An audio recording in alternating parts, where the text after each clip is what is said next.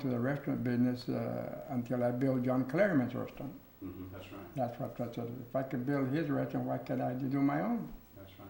That's right. I remember when you built that one there at the corner of Rosen Boulevard, 19th Drive. Yeah. Yeah, and that was the Steakenstein and the. Yeah, the Steakenstein, that was the name, but it used to be called No, it was still Clearman's Village, Tugboat. right. Yeah, and converted that for a hamburger place. Yeah, because Joyce and I used to take the kids up there all the time. Okay. Okay, ready? Okay. Let me give you some lead in. You want to start? Huh? What do you want to start? Whatever you like. Okay. Well, first I wanted to introduce myself. I'm interviewing Frank W. Ramirez, spelled R-A-M-I-R-E-Z, and today is 24 October 2001, and it's about 10 minutes to 2. And we're filming in East Los Angeles at the Management Solutions Group office on Whittier Boulevard, just west of Indiana in Los Angeles. And I want to start the interview with Frank today. First I want to start with Frank. You know, you've done everything in your life at one time or another. You know, born in a mine town, Arizona, came to California, lived a while with your brother and your sister-in-law, and started in construction, ended up in the restaurant business, and one of the leaders in the restaurant industry in California, head of the Restaurant Owners Association.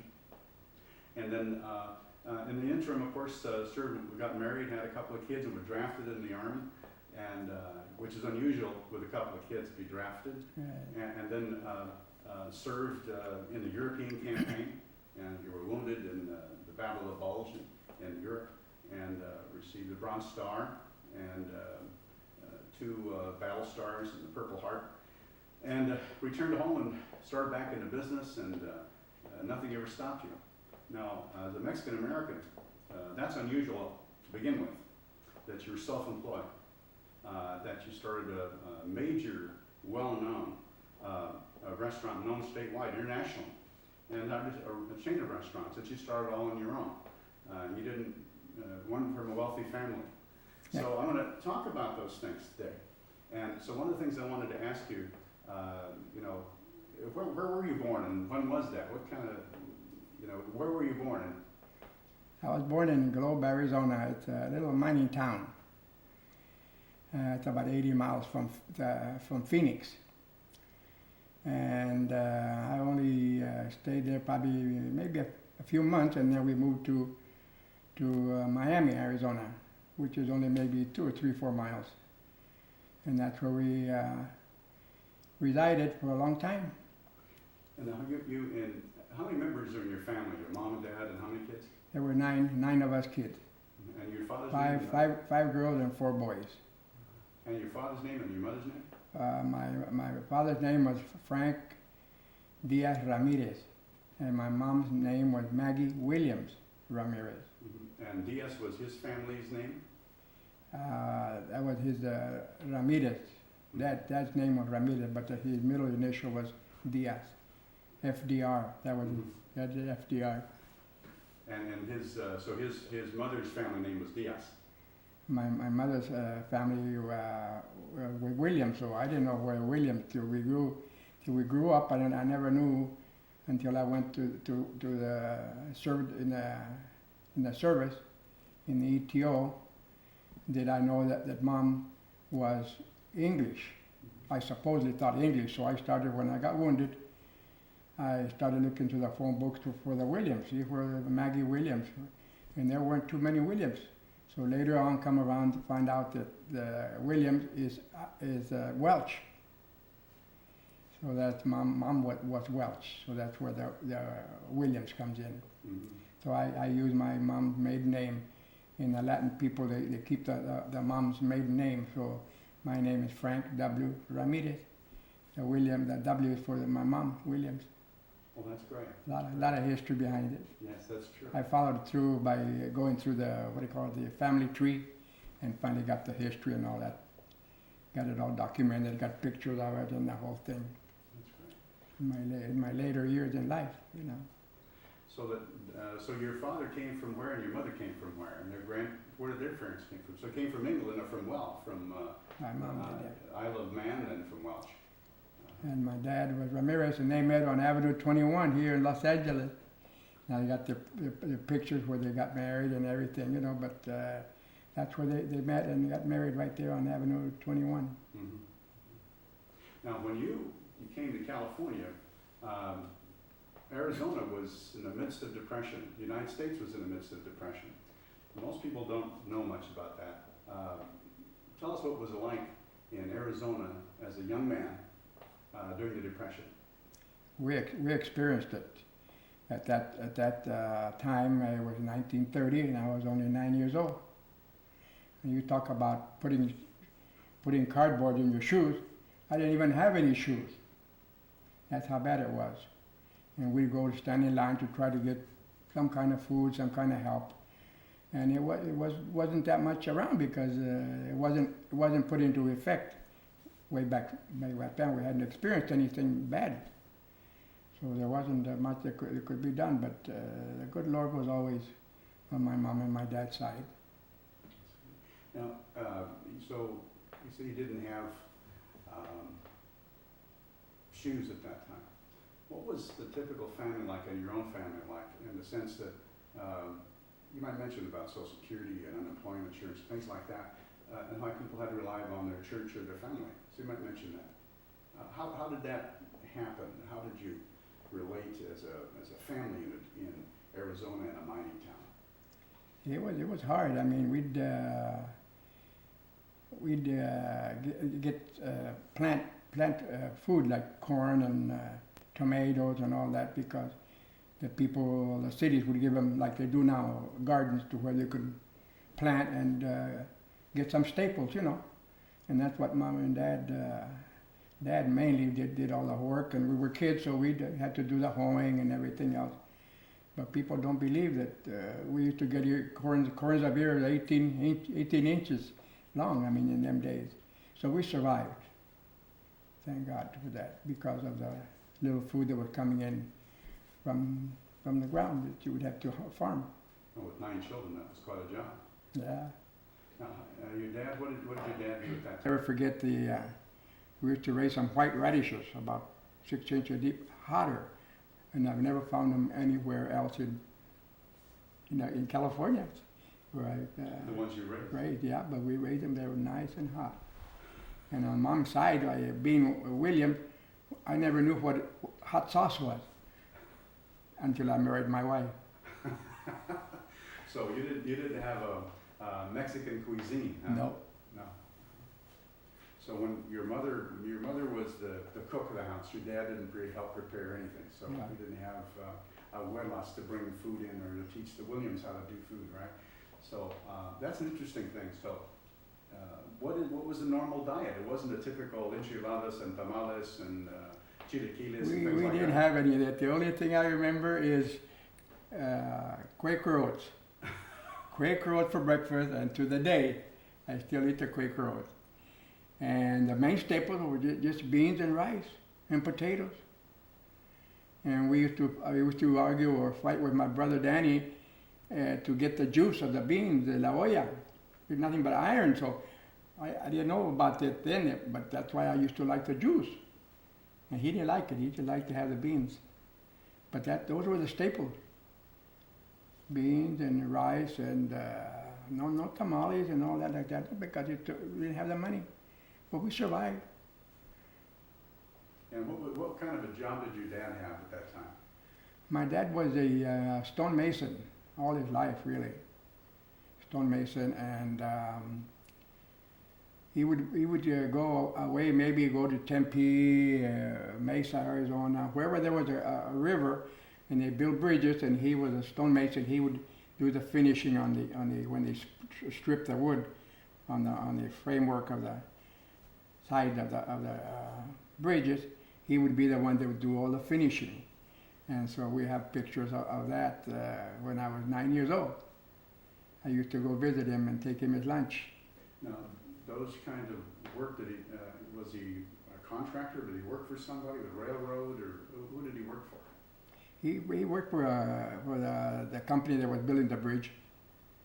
And then he'd moved from there and moved to Globe or Phoenix, Mesa, Arizona, wherever. And he would be gone. Sometimes he'd be gone for 6 months, maybe a year. I don't know how come we were all born 2 years apart, but that's the way it was. Boy, girl, boy, girl, boy, girl, you know. So we had a beautiful family. So your mother is the one who held everything together. Right. And so she was both mother and father during those working absences that were required. Right. How did she hold the family together? Mom, she was pretty strict with us. And that was, I think, what made us grow up correctly, in other words. Because she had the little varita behind the stove. In them days, there was no heat or anything else. We had wood stove or whatever we could put in there, but that was the only means of heat. And in wintertime, it was cold, so we'd have to get up and get dressed behind the stove. Sometimes you touch the pipe, you know, the stove pipe that goes up, and you get a little burn, you know, but that was our only means of heat for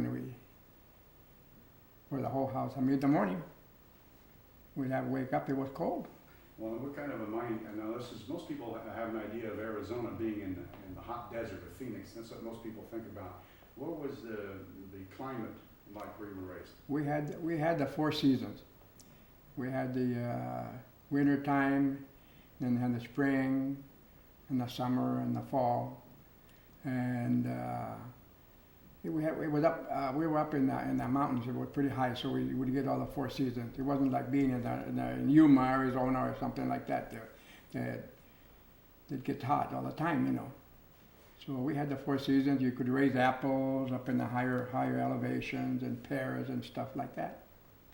So then when you were there in Arizona, how many people were in that town? What kind of a town was it? And did you go to school, and what kind of school did you go to? In our house, there was 9 of us in the house. And went to Lower Miami Grammar School.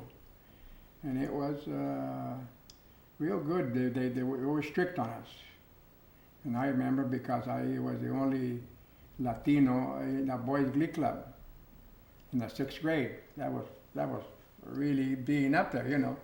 And I loved to sing, and I would love to listen to the music. You had tests about Beethoven and Topaz and all that, and I could hear the record player, and in my mind I guess I was tuned into it because I used to get E's all the time. And E is like a number 1, in other words, your tops.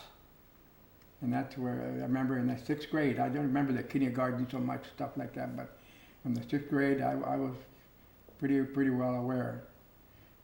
And then, so when you were there, then you went on to, did you have a middle school or junior high or high school? How did that work in Arizona? After that, when I graduated from grammar school, then we went up to Miami High School. And I started, naturally started the freshman year, and my greatest dream was to be an architect. I still have my set of drawing. And a buddy of mine in school, Manuel Lerma, he lived behind us. Him and I built a balsa wood home. And we must have been, we were sophomore year. And competed in Tempe State College, and we got a blue ribbon. I still got the blue ribbon. I got the letter from the Tempe State College and all that. So it's all a lot of history. I mean, but I would tell my mom that was going to be an architect. And the first thing she'd say in Spanish, she would say, ¿Qué vas a hacer qué? And then she's asking me, you're going to be what? And she taught me some words that I'll never forget. She said, con la ayuda de Dios, which means with God's help. You should ask with God's help. O si Dios quiere, God willing. And those 2 things that stayed in my mind forever, to the day. And later on the program, I'll tell you the other 2 that my dad gave me, you know. Well, so you were through high school, and you were about 15, 14 at that time. And you came to California when you were about 16 or 17. And so you left your home at that point. So what kind of, you're talking about the heritage your father left. What kind of things do you remember that stand out that your dad left you? Oh, we couldn't wait to get to California. My brother George had already moved to California, and he lived on New York Drive, and that's where we were coming to be with him. And the whole family didn't move at one time. I mean, it just came in dribbles, you know. And finally, that's when we arrived in California, and I was going on 17 years old. And we lived with your dad. Now that was, now he preceded you. Now, how much difference between your age and his, in between George and Frank, so that we have an idea of the pecking order? So when you arrived, you were the next eldest. Yeah, well, my brother George was the firstborn, and I was in the middle, so all born 2 years apart. So I was probably maybe 8 years old or so. And then when we came to California, though, I was about 17. I came out of sophomore grade. Mm-hmm. We moved. And then, and what was your brother doing at that time? Who? What was George doing? What was George doing at that time? Brother George, my brother George was he was a landscaper, man, already starting to landscape. But before that, I think I remember going to visit him in Capistrano, San Juan Capistrano. And I don't know how that would relate, whether he was there first or later on New York Drive. Now, because I know when you first came to California, it was about 32, and they were picking crops there in Capistrano, and that's where my brother Rudy was born. Betty was already about a year old. Right. And you remember visiting them in Capistrano. Could you remark what was it like, and what was George and Eleanor doing at that time when you came? Well, we visited him there in Capistrano. It was like out in the country. I mean, it was beautiful. I mean, it was just nothing but green hills, no housing projects or anything then, you know. There's nothing but farmers planting things on those hills and being close to the ocean.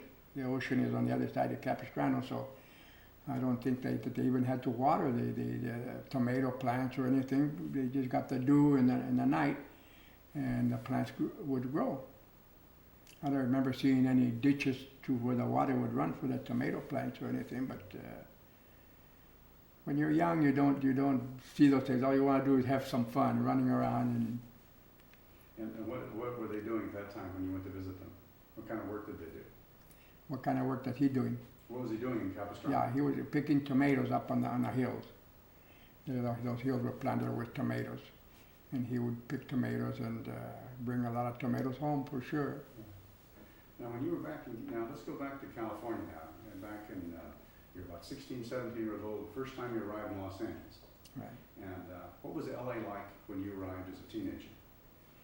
Well, LA was really beautiful at them days because you could get on a streetcar for 10 cents and travel all around Los Angeles, clear down to the beach.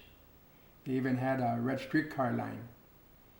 I think that was separate. You had to buy a ticket to drive on that, but it took you all the way down to Venice and all the beach areas. But in town, in central town, why it was only a dime, and you could get a transfer and you go from yellow streetcars. They were all yellow in Los Angeles in those days. I was around 17, going on 17. Yeah, for a dime. Can I ask you not to rub your arms? I'll just take them down. Oh, because you moved, and then that moved you from the Oh, street. I see. Oh, it rustles don't on the move sound, that's all. Yeah. Now, when you had, in LA, what was a going wage at that time? What was it, now you were starting to work at that time, and were you working on your own, were you working with your brother? What were you doing, and how much did you earn in a day? Oh, in them days, we would probably make around $16 a week. But everything was real cheap them days. Like you could go grocery and buy some bread for 10 cents and gasoline. In them days, I would go with my brother and he'd fill the tank up, and it was only 10 cents a gallon too in them days. So it was a lot different than it is now. And when you had there, I know he lives in New York, there in Vancouver. I know the house, because that's where I was born. And so that was at the same time you came here, is when I was born. So East LA was kind of the outer frame of LA. And Right. so you might mention what kind of a city was. You mentioned how you get around it, and it was everything Mexican American. But today, the majority of the people in Los Angeles are Mexican Americans or Mexican immigrants. What was kind of the makeup of Los Angeles at that time? It was mostly Latinos, Hispanics they call them, you know, but Latinos, and it was rough.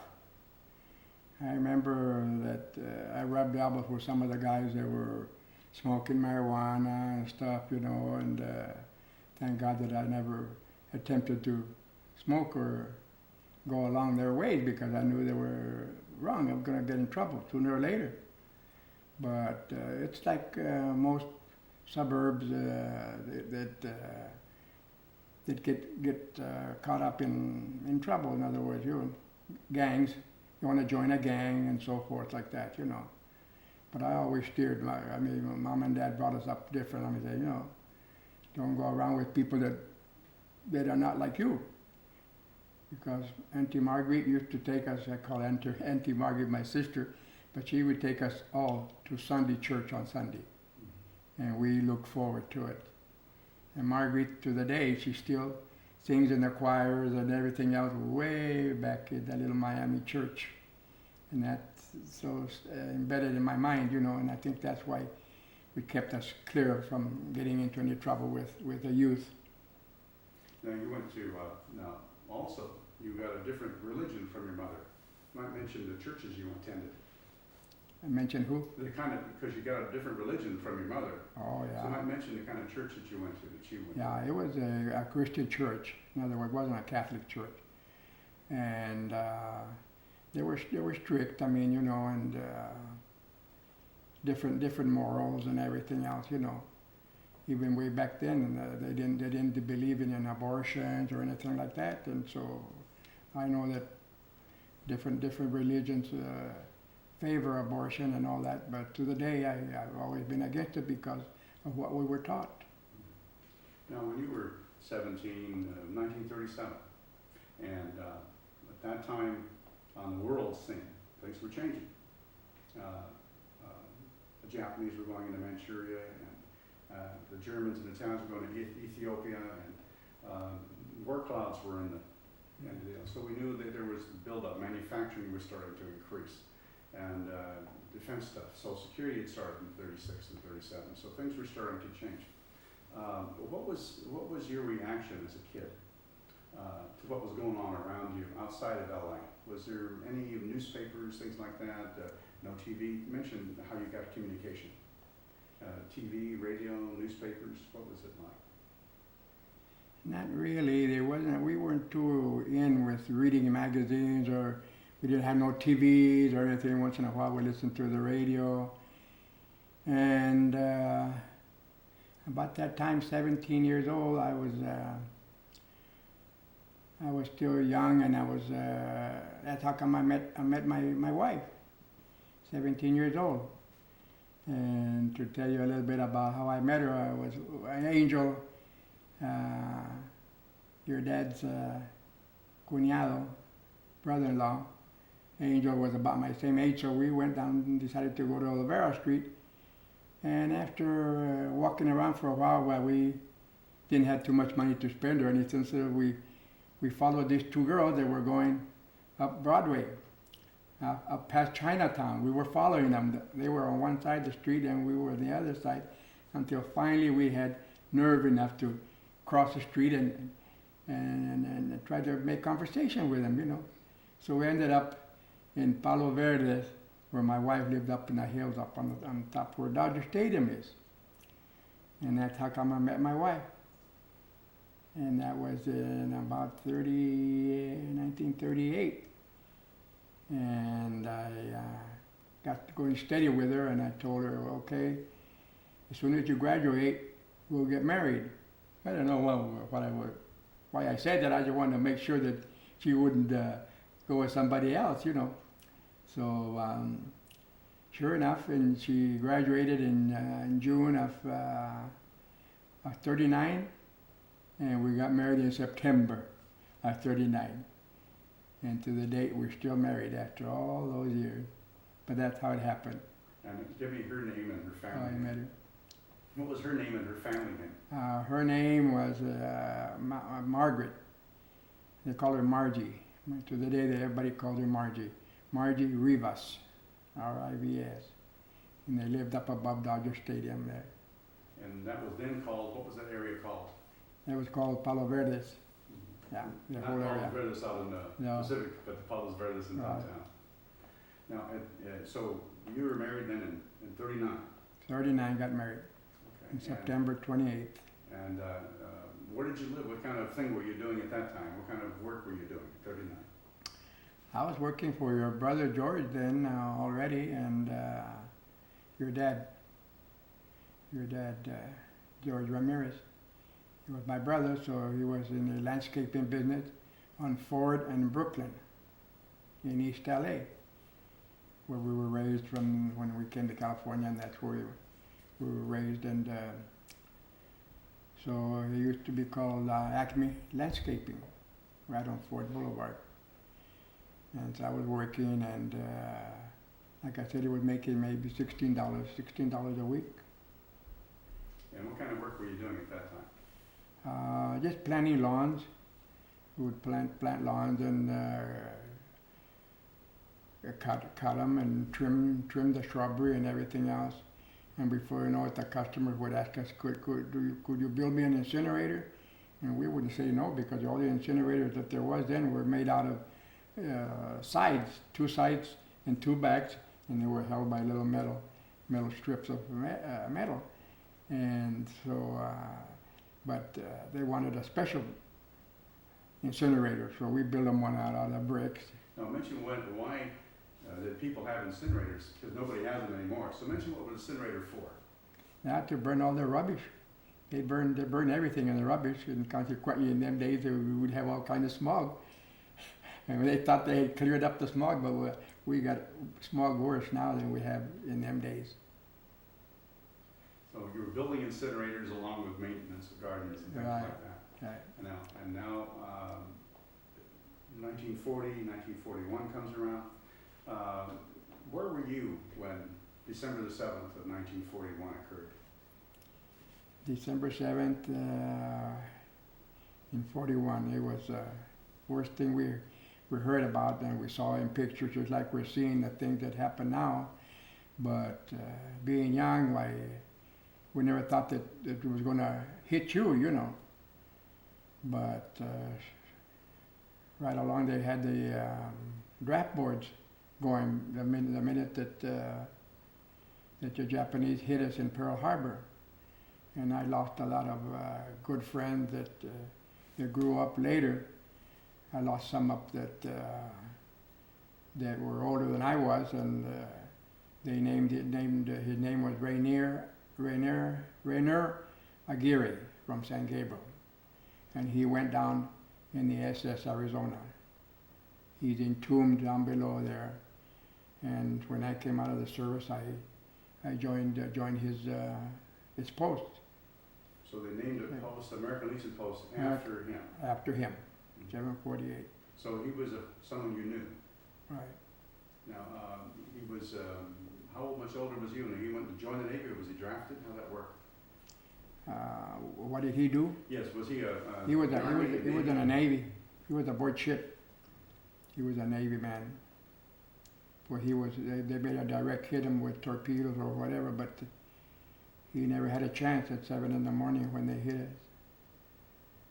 So that now you heard about it. Now, how did you hear about it? What your reaction? It's a 7. Now you're what? 19 years old. Let's see. 20? At least about 19, and the only way we could hear would be like over the radio. And right away, naturally, we started thinking about what's going to happen. You know, you don't give it too much thought, being that you're a young man. But then you're already married, and you figure, oh, here it comes. Maybe we'll have to go into the war. and signed up with the draft board, and sure enough, that's what happened. So that now you were 19, it's 1941. Right. How did the world around you change? What happened? How did rationing and all those things come in? How did that affect what you were doing and how you were living and trying to work and your business and things like that? Well, we were doing, I was still working for your dad. He had his business now. He moved from East Los Angeles to Alhambra. And I never forget, before that, when I was living with your dad, I used to caddy from East LA to Coyote Pass, which is now called Monterey Pass Road. And we'd walk probably like 3 or 4 miles to get to a country club, the Midway Country Club in Alhambra, and caddy. And I'd make maybe $5 in the whole day caddying. And you couldn't even see the ball in the morning because it was fog, and you couldn't even see where it went, but you had to go and fight it, you know. But I thought I'd ended that was one thing that I remember that where I would make an income. Then that was before your dad had their company in Alhambra. Now, Midway Country Club, you and I know where that is. Kind of mention geographically what's there today. What's where the Midway Country Club was then? What's there today? Oh, it's a housing development. And my customer that we used to do work for, by the name of Mr. Jebbia, wanted to join the club and be an Italian. They refused him. So he was a banana king. He was controlled all the bananas coming to the United States, pretty wealthy. So he just bought the golf course, bought it up, and then he owned it. And then he probably developed it himself. It's called the Midway Housing.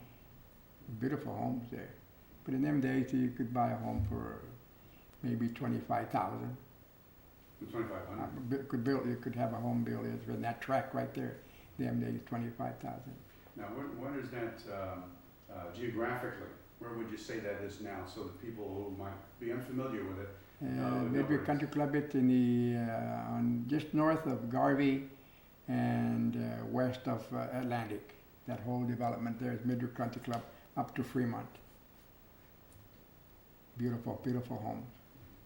And now those were developed by Mr. Jebbia, and that was an area where you used to be as a golf caddy during the latter part of the Depression on Saturdays, right? Mm-hmm. You worked the Saturdays and Sundays, or just Saturdays? Right. Were we only caddying on Saturdays, or Saturdays and Sundays? Saturday and Sundays. About $5 a day extra. Right. Okay, that would help you. Now, your children were born when? How, that's 40, 41, 42. You're 19, 20 years old. And did you have children at that time? Did we have what? Did you have children at that time? Children, I had 2 children already. Had Robbie and then Elaine. And that was when I had to sign up in the draft board. I said, well, I don't think they'll take me because I already got kids. They're not supposed to take fathers with kids because it costs more money, you know.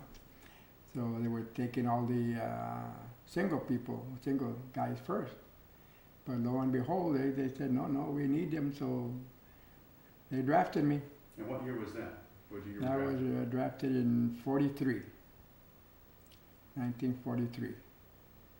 Drafted me from the Alhambra draft board. And I can't forget that one. But I had to go into the service right away, and ended up in Little Rock, Arkansas. Now, when you first were drafted, where did you get sworn in, and then how did you get a uniform? How did you get a uniform? In other words, you were drafted. You got a notice in the mail. Then what happened? Well, then we'd have to report to the draft board, and then they would tell you where to go, and you're going to be drafted. You sent your notice that you're drafted. Report to the Armed Forces Service, wherever they started giving you your uniform. And where did you report initially? Reported for down in San Pedro. What was the name of the post there in San Pedro where they... At Fort MacArthur? Fort MacArthur. Reported to Fort MacArthur.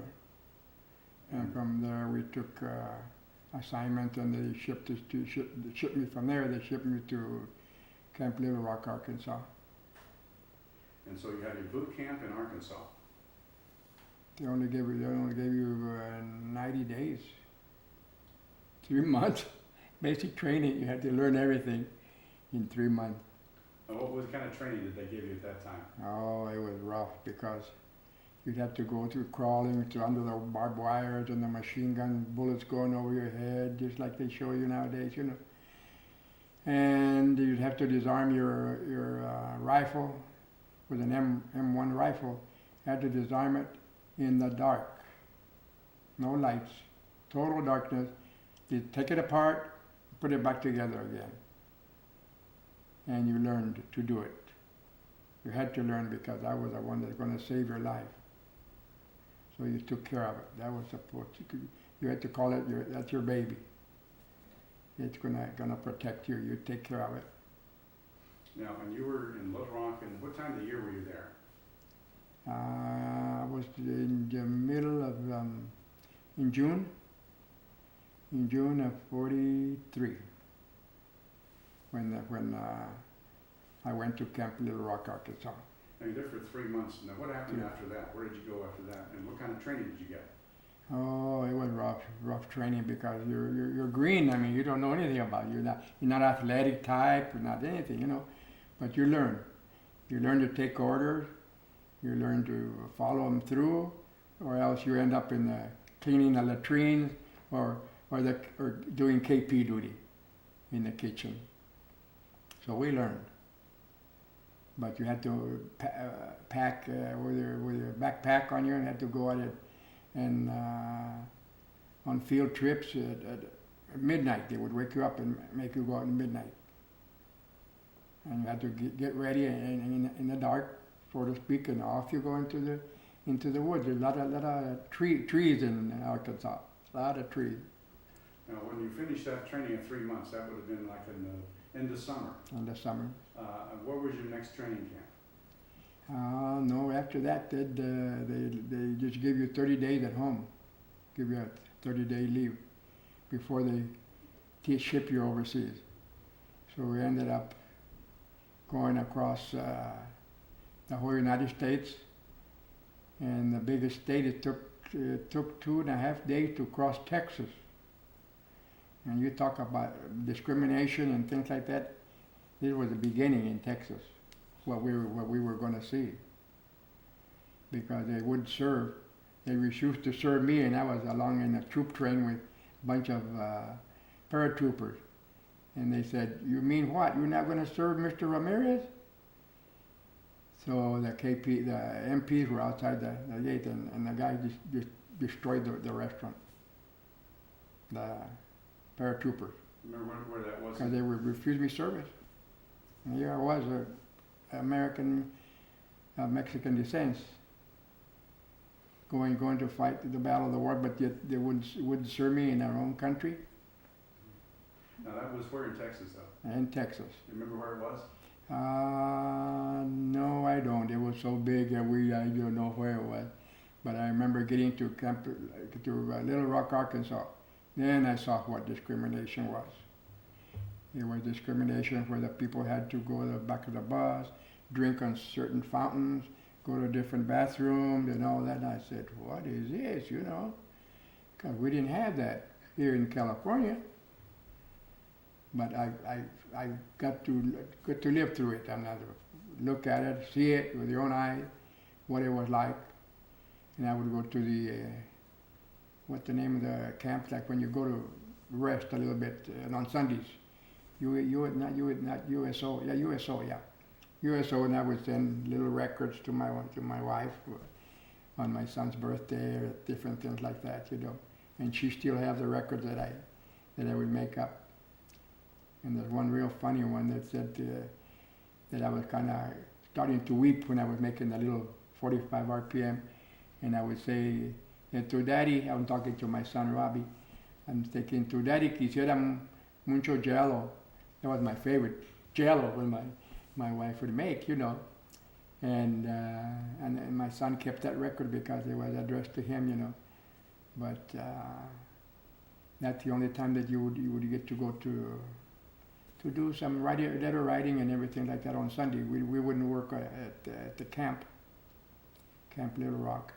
And then from there, what happened? You had your 30 days leave after leave, so now it's fall, and did you report back to Camp Little Rock?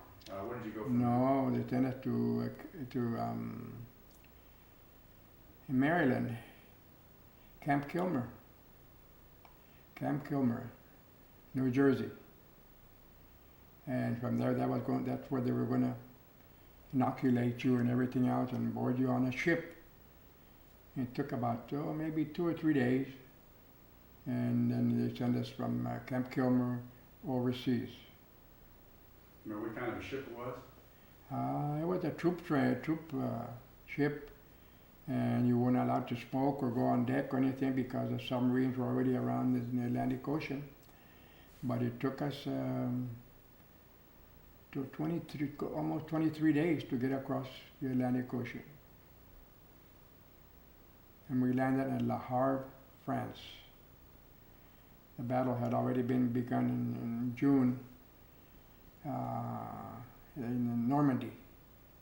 In other words, I got there already, the battle, we were already across France and everything else. When we got off the ship, they had told us that we were just going to go be occupation.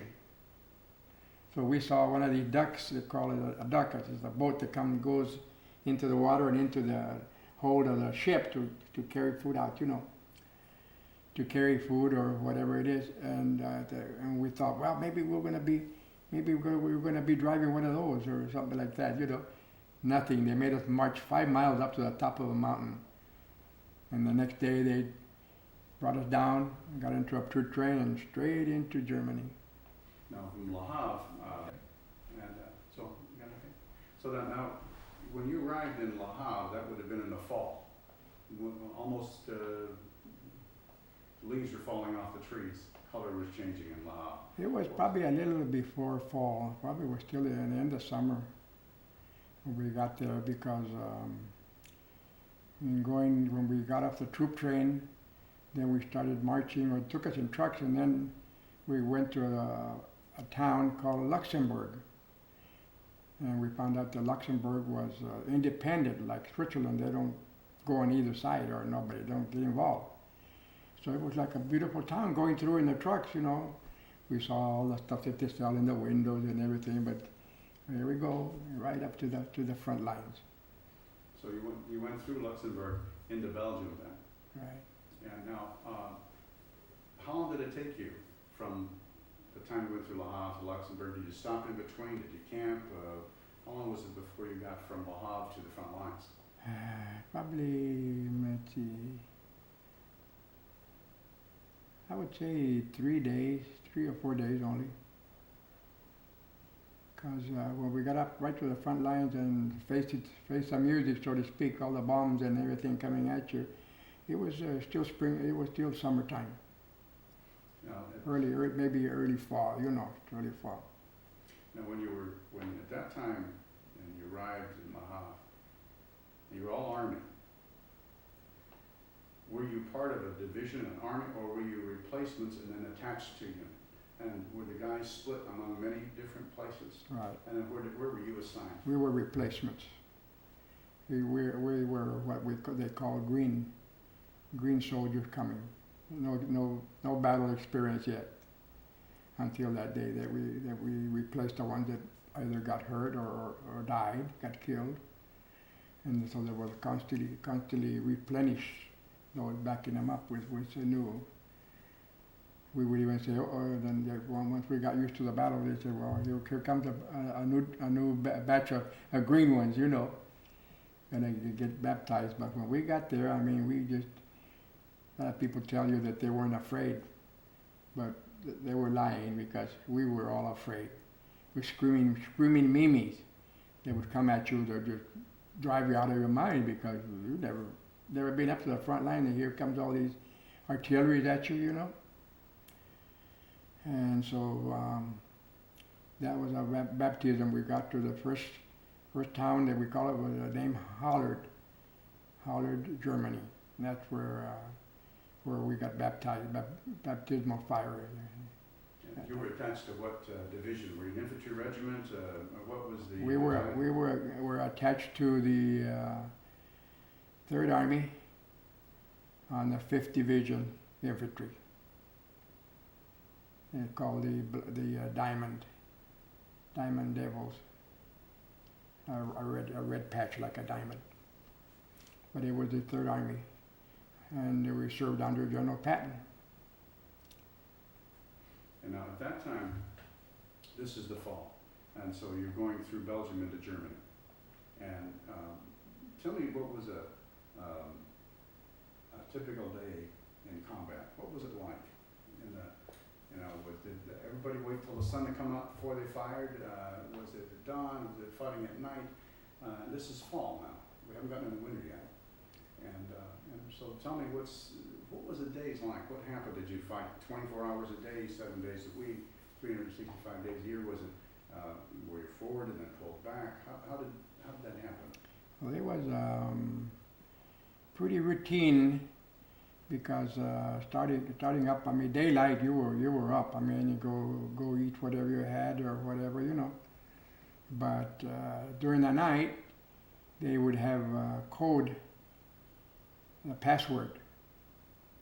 In case you heard something during the night, somebody would be out in the outpost, out in front into the enemy territory, and he would be a guard out there in the front, seeing that nobody comes in through during the night. And if somebody comes through you, or you hear somebody, then you ask him for what the password is, and the password changes every night. So they would say the password. The Germans would have got smart. They said, "Oh, hi Joe," or "G.I. Joe," or something. Say, you know. And then we try to trap them and say, "Well, who's the New York Yankees?" Or yes, they didn't know anything. Then they were in trouble. You know, the New York Yankees were one of the finest baseball teams, you know, in New York. Or we'd ask them who were the Yankees, in other words. And then they have to give us the right answer. You know, when you were, and so you were, was this every day, every night? Was it raining, snowing? Was it cold? Was it hot? What kind of uniforms and what kind of equipment did you have? You were all infantry. We were very well equipped. We had overcoats, jackets, and everything, because now we're going into the fall and early snow and so forth, you know. So we'd have real good equipment, good clothing, overcoats, jackets, long johns, everything, because you were going to need those when you were up in the front line. They're not going to go give it to you like that. You have to carry it in a 300-pound pack that you're carrying. So sure enough, we had to, winter starts setting in on us, and we'd have to change our clothes and wear winter clothes because it got real cold. And now we're in Germany now. Now, when you were going by foot, and you said you went through Luxembourg, and then you went through Havel, first area when you went through. What was a day in combat like? In combat, it was just you had been trained already to be forceful. In other words, we weren't going to just go up there and sit down until something happened to you. No, we were advancing at all times. And General Patton commanded all the forces, including the big giant trucks that brought all the gas to his tanks. He'd go so fast that he'd run out of gas. And so he'd have to stop. And he would be mad with the truck drivers that probably stopped in the back, had some good sleep or something, instead of rolling the trucks to get the gas. He used to be called the Red Ball Express. I remember all these guys because they were all, they seemed to, all the colored people would be the truck drivers. In other words, at that time we didn't know about calling them African Americans or anything else. They were colored. So we went to school with them, you know, and things like that. More so, like my wife went to Lincoln High School, and she encountered colored people and all that, and they got along fine. I mean, there were no discrimination among us people, you know. We were all like brothers and sisters. We got along, gone together. We didn't see any difference in our color of our skin or our curly hair or anything, you know. But they usually controlled or got those jobs. They didn't serve the infantry, but they were truck drivers, and they were part of the whatever you call it, the trucking business to get all the equipment up to the gasoline and more bullets and everything else like that. They controlled that part of it. But Patton several times ran out of gas.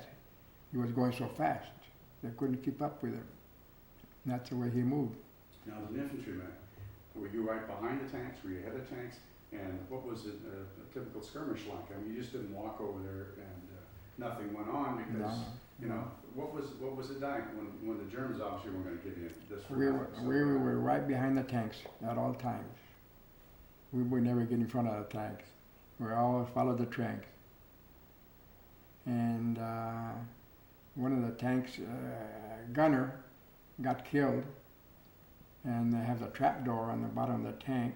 They drop the body, and then the medics pick it up or whatever, see if they can save him or maybe he's dead.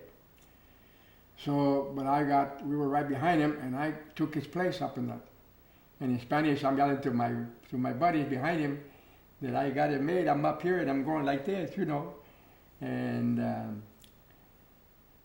I got away with it. I got up there and stayed with the tank. That's when they were missing in my report.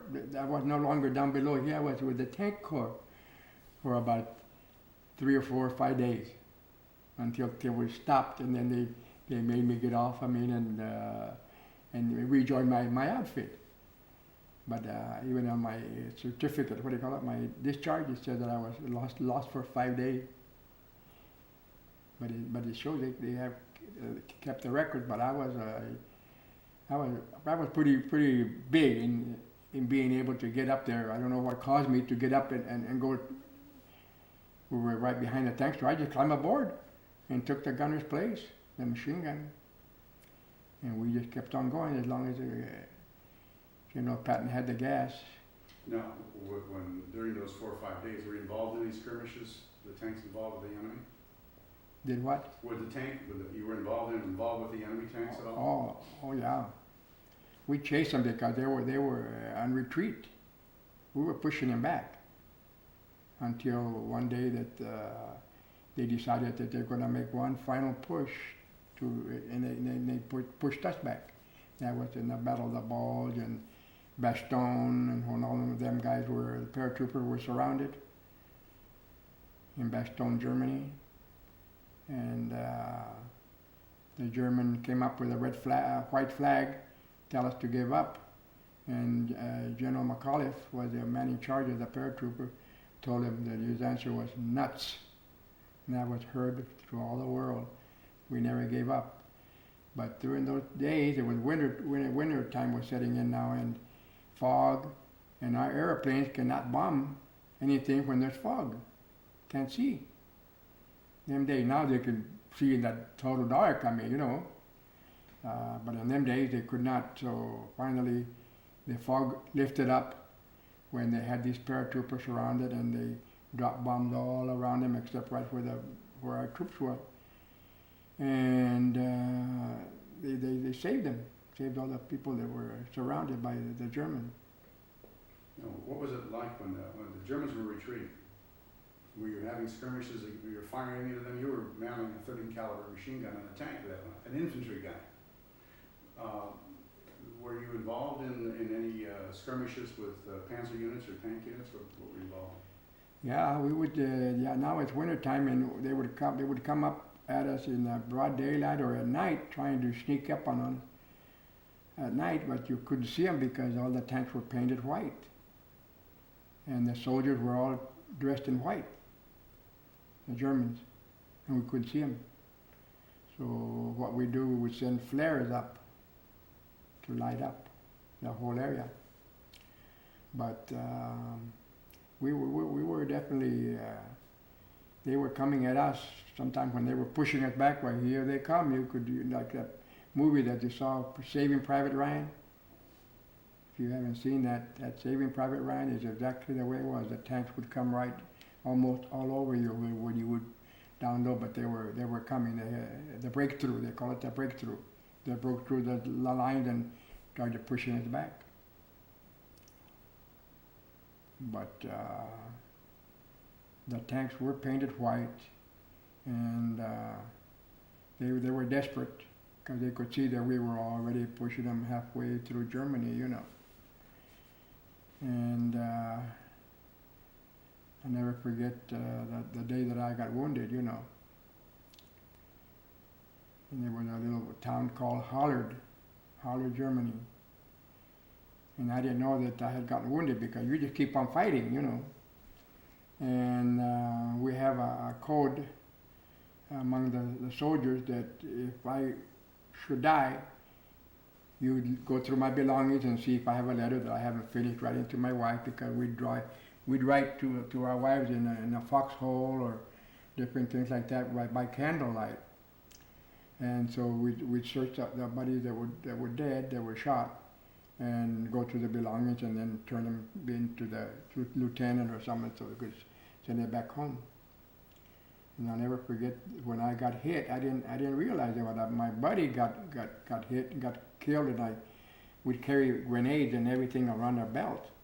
And when he was in front of me, I saw a puff of white smoke go up. So I said, "Well, what happened to you know?"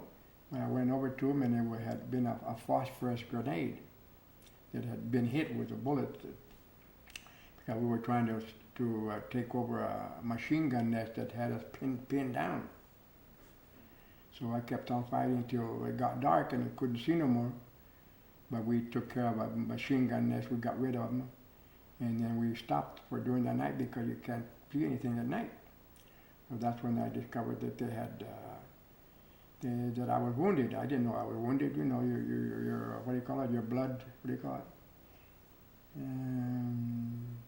You're so involved. You just keep on fighting and all that. Finally, they said, one of the soldiers said, "Frank, you're bleeding."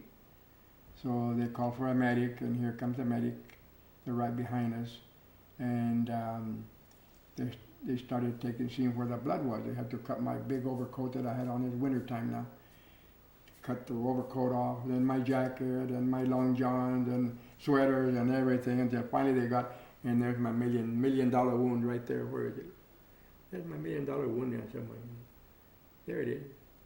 $1 million wound. Got me back all the way through France and to England. $1 million. It didn't hurt my bones or anything, you know, just flesh wound, but bleeding like crazy, you know. But that's when I got to go back to England. And now I was wounded on Christmas Eve of 1944. That I never forget.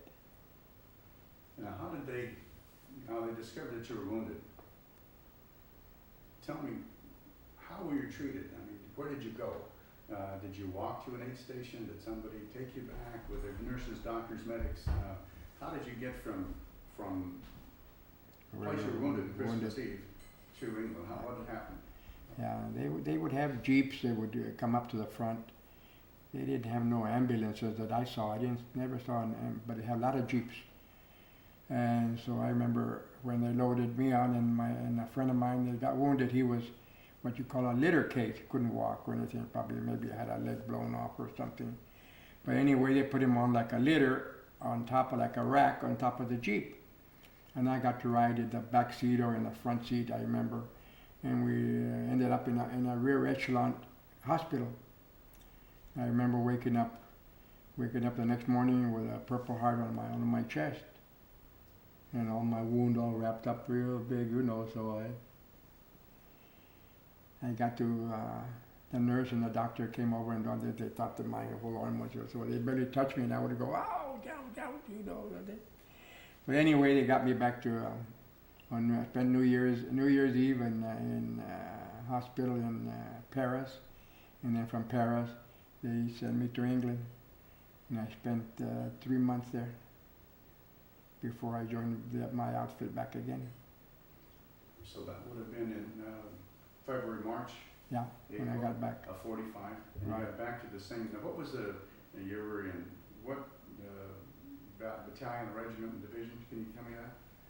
Yeah, we were, by the time I joined the outfit again, they were in really far back into Germany. In fact, the war ended when I had joined the outfit back again. The war ended, I don't remember what day it ended, but the war to us ended when we were stationed or stopped forward motion. We were at the Blue Danube. And Hitler had his big castle way up on a hill, but we didn't think nothing about going up there with them. We wouldn't be up there or anything. But anyway, we were in the Blue Danube River, beautiful river. And that's when we heard it came over the whatever news that we would get that the war had ended. The Germans had surrendered. Now you had, when you returned, you were still in the infantry after you were wounded. And now let me go back a little bit from when you were wounded. Now, you went to a rear echelon station, and then how did you get from there from Germany to Paris? Did they take you all that way in that same Jeep? Oh yeah, in about a week. We went to Paris in 2 days. In other words, I got wounded on Christmas Eve, New Year's Day in Paris. They ship you by rail. They took us by railroad to Paris. All the lines were open, in other words. So we went to Paris, and then after that, then they had to fly us across the channel to go to England. And that was maybe a couple of days later. I don't remember the date, exact date, but New Year's Eve I could hear all the horns and everything in Paris, you know. But we landed in Birmingham, and I got to stay at the Birmingham Hospital in England. What kind of treatment did they give you? Did you just fire your weapon one shot, 45,000 clubs? Did you use your hand grenades? Was there hand-to-hand combat? Was it all at a distance? You never saw your enemy? What was it like? That's an important portion of distinction. And now we're going to take you back a little bit to the point where your unit started in combat in Belgium, as you mentioned, through Luxembourg, and then went into Germany for basically 3.5, 4 months, 5 months, until you were wounded on Christmas Eve of '44. Now, what was it like to be an infantryman? What was the day-to-day after when you were involved in fighting the enemy? What was it like? What actually took place? It was rough because we found out that their machine guns were air-cooled. Our machine guns, water-cooled. So a bullet hit our machine gun and kaput. It's no good no more. Theirs works on the principle of air-cooled, like the Volkswagen. No radiator, right? So they were smart, and consequently this machine gun nest that we got, we just blew it up with a rifle grenade. You put a grenade in the end of the rifle, and the grenade, the bullet's a big giant bullet that goes out of your rifle grenade, and we hit it and we blew them up. But there were 3 guys, and the machine gun that we stopped it just before dark, but they were dead. Because you couldn't kill them with just a bullet. I mean, they had a bunker or something, some kind of protection. But we knew where it was getting dark already, so we could see where the bullets were coming from. So we just aimed it in that, and we were lucky we got them. But they had superior equipment than ours. Their giant tanks coming at us were giant Panzer tanks. The gun alone was about 16 feet long. Whatever it does to give it more firepower. Our little Sherman tanks, the gun, it was actually maybe 4 feet long, maybe 5, maybe 6 feet, but not like theirs. You see these monsters coming at us. I mean, oh boy, firepower and everything. So we had inferior, but we had, like say, we had good American people that know how to fight and not give up and so forth. And we had to gun down some SS troopers because they were taught they were brainwashed when they go to training that you don't surrender, you don't give up, because the American soldier, in order to prove his faithfulness, has to kill someone in his family. So they were indoctrinated with this. So here comes a bunch of paratroopers that we had. They probably been on coke or drugs or something. They just came crazy at us, tearing their jackets apart like this and yelling all kinds of German things. So we just mowed them down. We had machine guns. I was in charge of every soldier has a different squad, and in every squad there's a certain rifleman. Everybody has a rifle, but then there's bazooka man, and then there's the BAR. A BAR is a Browning automatic rifle that it has some legs up in the front, and you lay down and it goes like a machine gun, real fast. Not as fast as theirs, you know. They had guns that they used to call burp guns. We just go burp like that, and they shot 100 bullets. Burp guns. They look like the ones that the gangs use nowadays. A big, what do you call that? A big clip. We were going a burp gun like that. That's how fast they shot. But we didn't have any of those. All we had was a machine gun and a Browning automatic, and then our little carbine that shoots a bullet at one time every time you pull the trigger, and your M1 rifles. So, but we were taught to take care of those rifles, and we did, and they saved our lives many times. But I will say that they did have superiority equipment. And you were a sharpshooter, right? Right. Now, how was a sharpshooter utilized in those platoons, those squads? Well, that's why they made me in charge of the Browning automatic. The other guys just had a rifle. They had the M1 rifle. That's what they call. That's your primary rifle. But me, having earned my rifleman expertise in training camp, they showed in my record, so they would appointed me to the Browning automatic. And it was like a machine gun. In other words, I couldn't pick it up and hold it like this, and you know, because it weighs a lot. You had to lay down and then aim it to know how the distance is in the front, so you can let it go like a machine gun, a Browning automatic. Now, at that point, when you fired at the enemy, at what kind of a distance you'd see your enemy? So how far a distance would you find your BAR? Up to 500 yards. In other words, we could shoot up 500 yards and it was accurate. Beyond that, it might miss them, you know, or might hit somebody else or something, but where a direct hit, I mean, it had telescopes on it and everything and so forth, and it would go up to 500 yards. Now, when you were out in Olive, you were infantry, right? You were in the front lines. You were right behind the tanks. Were the tanks always there? Did you always have tanks? Or were the infantry the front line many times? And if so, how was the day? Where did you guys sleep? In pup tents with air conditioning and heating? How did you guys exist? We were constantly in the front lines. In other words, unless we were pushed, well then, you know, pushed backwards, which we were a couple of times, but then help came along or whatever happened, the way the general did. I mean, we just went ahead and kept on pushing them back, because they knew they were losing the battle, because we had moved them from here, from Belgium, back.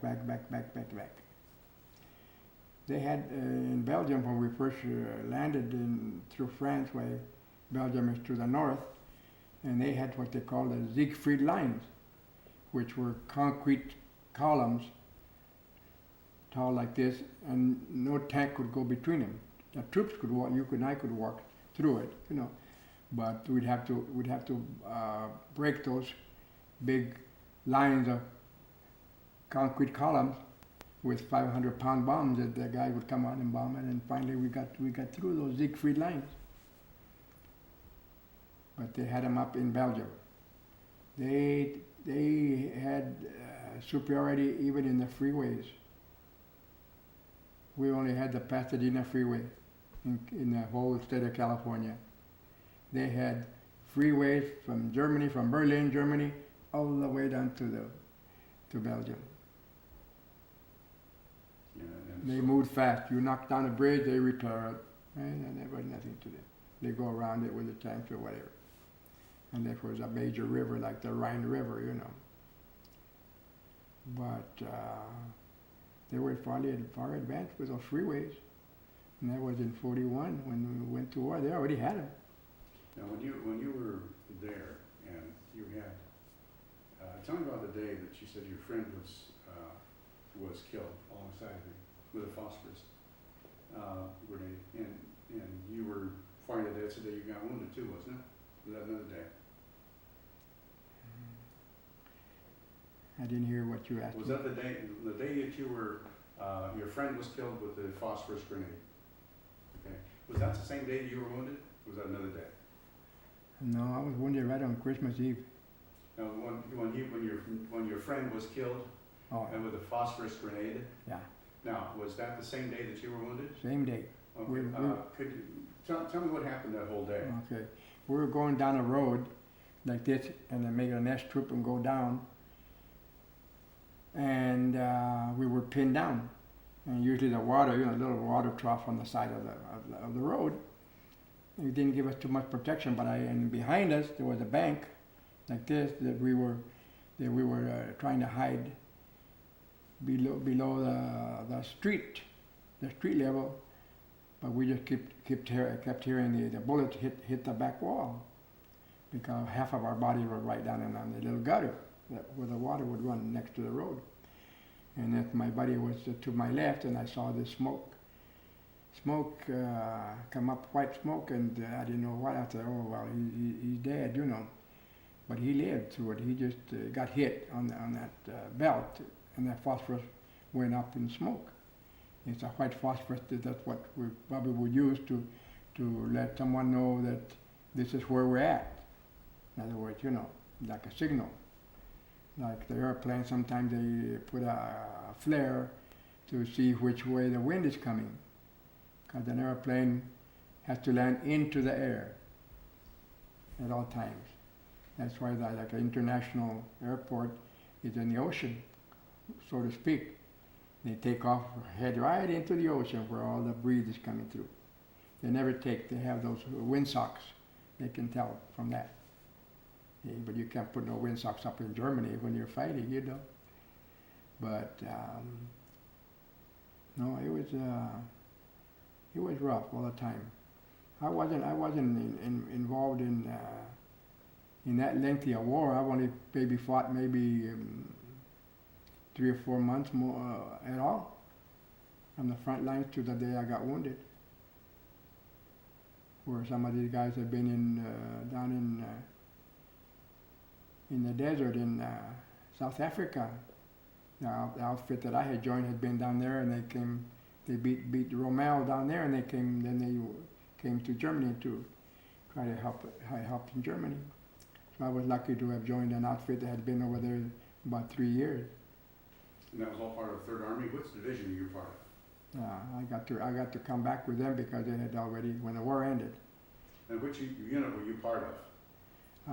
I was with the infantry division, the 5th Division,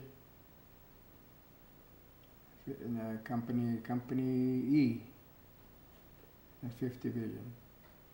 And when I saw my buddy got wounded, I thought that he had been blown up because I saw the smoke. But no, he was one of the ones that got wounded, but he didn't die because he was the one that went on that top of the litter or on the jeep. He was wounded, you know, but we were lucky, very lucky. Now, when you had, from that point, when you were talking about that time you were pinned down the day you were wounded, what happened after that? You were just wounded there? What happened? You said the adrenaline was really pushing you. How did you get out from that area where you were pinned down? It was getting dark, so we didn't know when to quit fighting. We stopped till it got totally dark, but we went by the machine gun nest that we had blown up. So then we just kept on going to see, but we didn't run into any more fighters because it was dark. So that's when we stopped for the night. And then when they found out that I was bleeding. No, so you don't know exactly when you were wounded, Right, sometime in that day. right. Now, what was happening with, I know the Germans didn't take prisoners of war, and the Americans weren't taking many prisoners of war. How did that occur? What happened then? You know, how was, I know there's a lot of stories. What actually happened where you were? We wouldn't take too many prisoners. If we took them, they were supposed to be taken back to the rear echelon. And I heard some stories that some of my friends, I think Chavacan was one of my closest buddies, and he was one of the guys that got to be sent back with about 300 prisoners. And they took them back to where they were supposed to take them to the rear echelon and turn them over. And I think they took them into a barn and just mowed them down. And they took 2 or 3 days to rested, so I hid in the barn probably. But no, they got rid of a lot of our prisoners like that, you know. So I don't know who the guys were that did it, but that's what happened. They didn't get to the back. And Americans were, I understand, were treated the same way. Right. POWs were treated both ways. How would did you know any people who were captured by the Germans? None of our guys, no, were captured. Now, when you were there, how would the weather is foul? Sometimes it's good. It was snowing, and how was the weather impacting what you did? Oh, the weather was bad in Germany. Like I say, their tanks were painted white. Their troops wore white outfits, and it was cold. But we had our equipment to weather the storms, you know.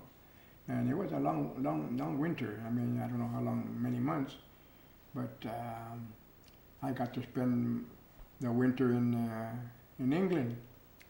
But anyway, it was so hard that normally you're supposed to dig a foxhole or a trench to where your body is below the ground. So when they drop some artillery at you, when the bomb bursts on the ground, shrapnel will fly all over.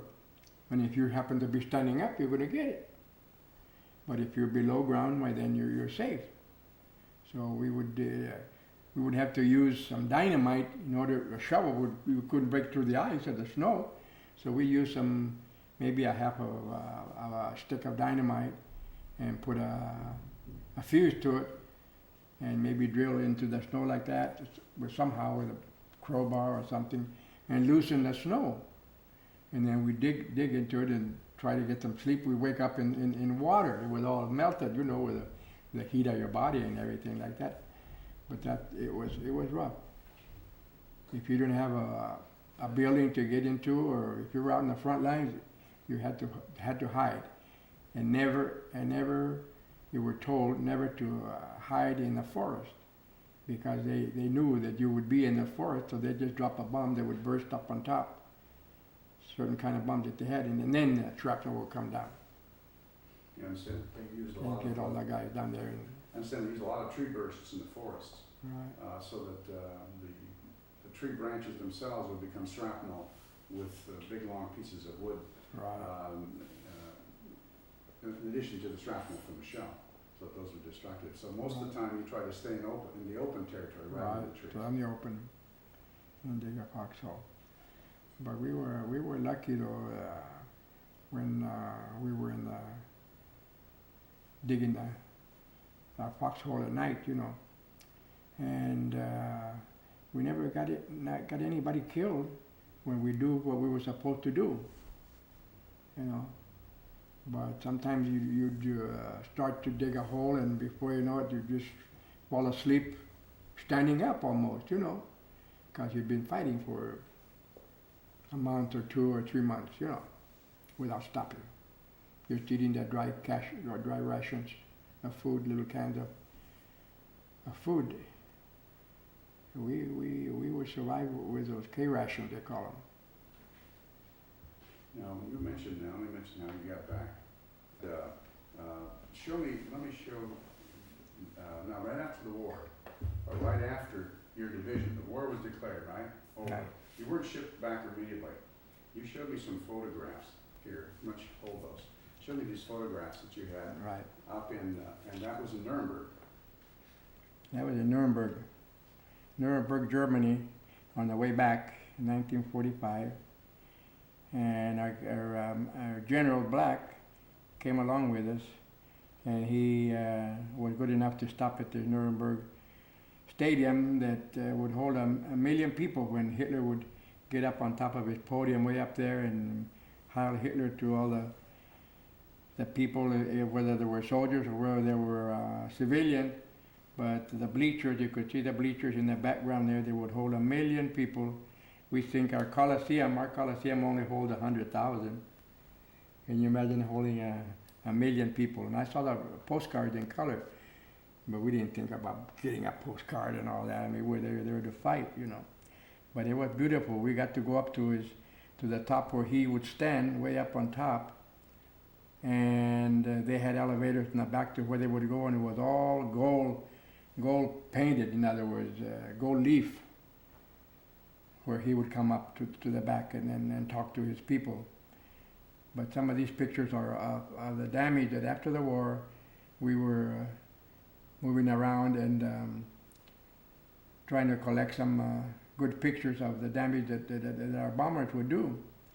Here's one that shows a boxcar on top of another boxcar, that a bomb would just blow these things up at a roundhouse where they're mainly making a turn to go back to deliver some more goods or whatever, you know. And we got to get the swastika off of the locomotive. My friend Salcido helped me take that off, and we brought it home, and that's the one that I gave to your dad. But these are all just the little kids that, the little children after the war, in other words, you know, we just took some pictures with them. And these were some of the other buddies that were alongside with them. But Salcido was the one that would practically sleep with me every night, trying to stay warm, you know. And at one point he tried to get trench foot, because if you got trench foot, you'd be sent back home. So he took off his boots and socks and everything and went to sleep, and hoping he would get the trench foot, and you get purple, and then you have to send you home to heal you, you know, because it takes a long time. Maybe even lose your toe. Some fellows would get frostbitten and they'd lose their toes and so forth, you know, from walking and keep staying in the boots and then the socks all wet and freezing at night and so forth, you know. But this was a beautiful, beautiful stadium that we were lucky enough to stop by and take some pictures of it. And I have a lot of other pictures that I'm going to bring out, and I have so many put away, but these were the main ones that I wanted to show my relatives what it was to have survived this war. So we thank God every day of our lives that we were lucky enough to come back. And there was a story behind the group that they took into the service, were drafted. They were all from East LA, and Patton had a code of ethics or whatever you want to call him. He said, "Don't separate my Mexican fighters, my Latinos. Keep them together. Don't separate them. Whatever you do, they make good fighters." And all 16 of us went, and only 2 didn't come back. So we were very fortunate. Do you still, have you been in touch with any of those guys at all in that period of time? Yeah, I've managed to keep in touch with about 2 or 3 of them. They've moved to Sacramento and down to San Diego. One of them is in Seattle. My closest friend, that was really I had known him from the barrio in East LA, besides Chavacan would be, his nickname was Chavacan, Salcido. Chavacan means apricot in Spanish. But anyway, my closest one was Alex Partida, because where your dad had Acme Landscaping on 40 in Brooklyn, he lived on Fisher Street. So that's how come I knew him, and he was inducted at the same time, and he went through the war and all that. So I kept in touch with him, and He just passed away about a year ago. I am very fortunate to be 80 years old. Just had my birthday back August the 6th, 80 years old. So there's only about 3 remaining fellows that I know that they're still alive from the 16 that were with me. Now, could you mention, let me take that off your hands right now. Could you mention, now you have your service cap here. Right. Mention, most people don't know what those are. They see somebody in these caps. What does that mean? Could you identify what that is?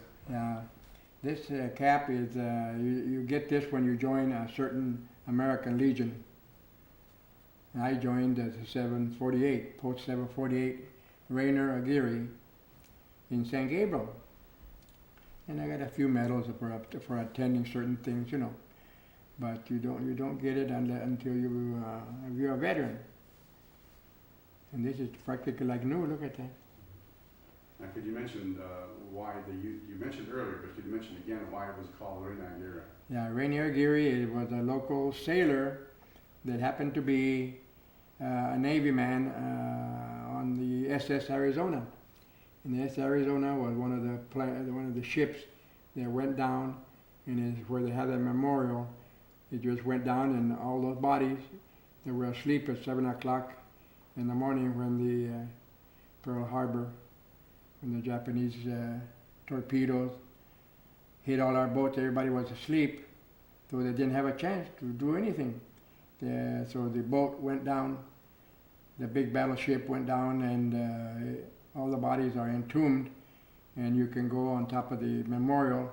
And I have some pictures that I'd like to, one of these days, get blown up, because we went to visit this memorial, and my bartender, when I had the restaurant, my bartender and his wife, Virginia, my head hostess, we all went. I took them as my guest because they were on my board of directors.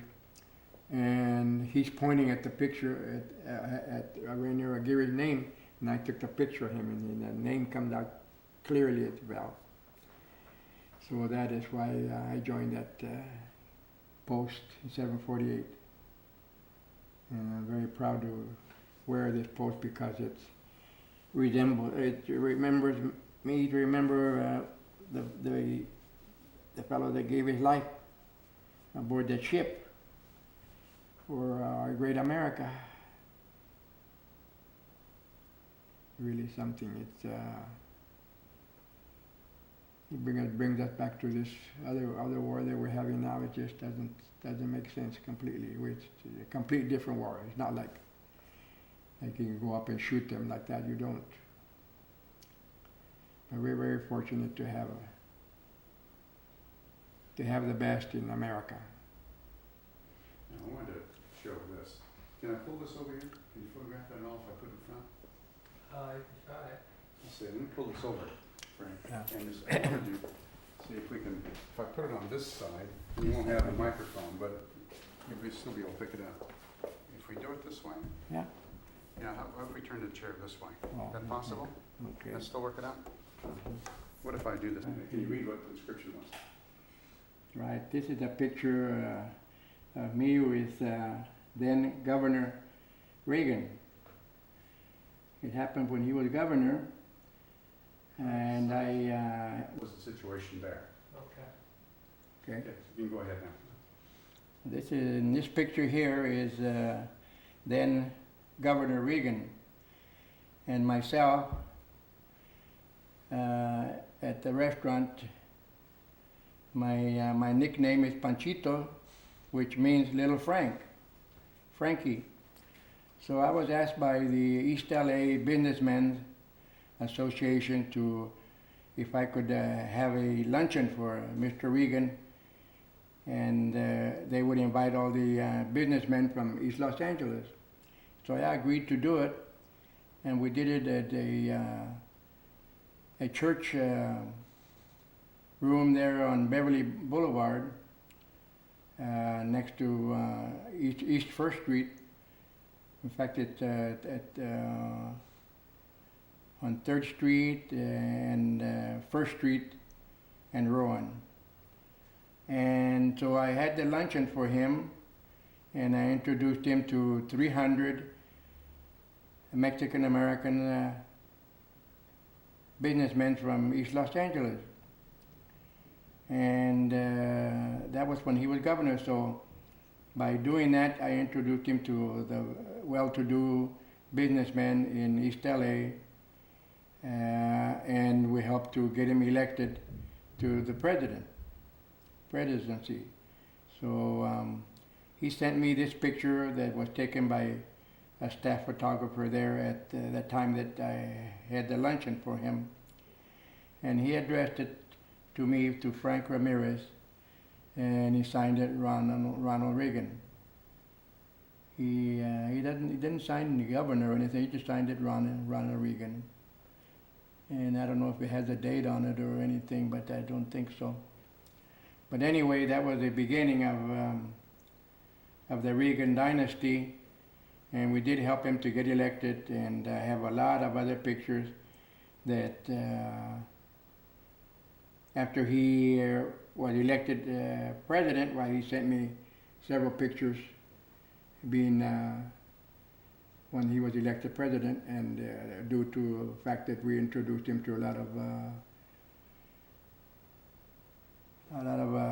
Republicans. Well, how were you? Conservative Republicans. What were you wearing there, and why would people ask you? What was your nickname and all that had to do with your business? Now, can you mention the kind of business you ran? They selected me to do it because I had been raised up in the neighborhood of East LA where this was taken, and they knew that Panchito was a famous restaurateur by then, and they were all Republicans. That was the main theme before the whole thing is that we were all conservative Republicans, and to the day we still are. Now, you mentioned this was there. How long were you in business with Panchitos? You started. Why did you start a restaurant? One of the things you mentioned to me that you were in the construction business, right?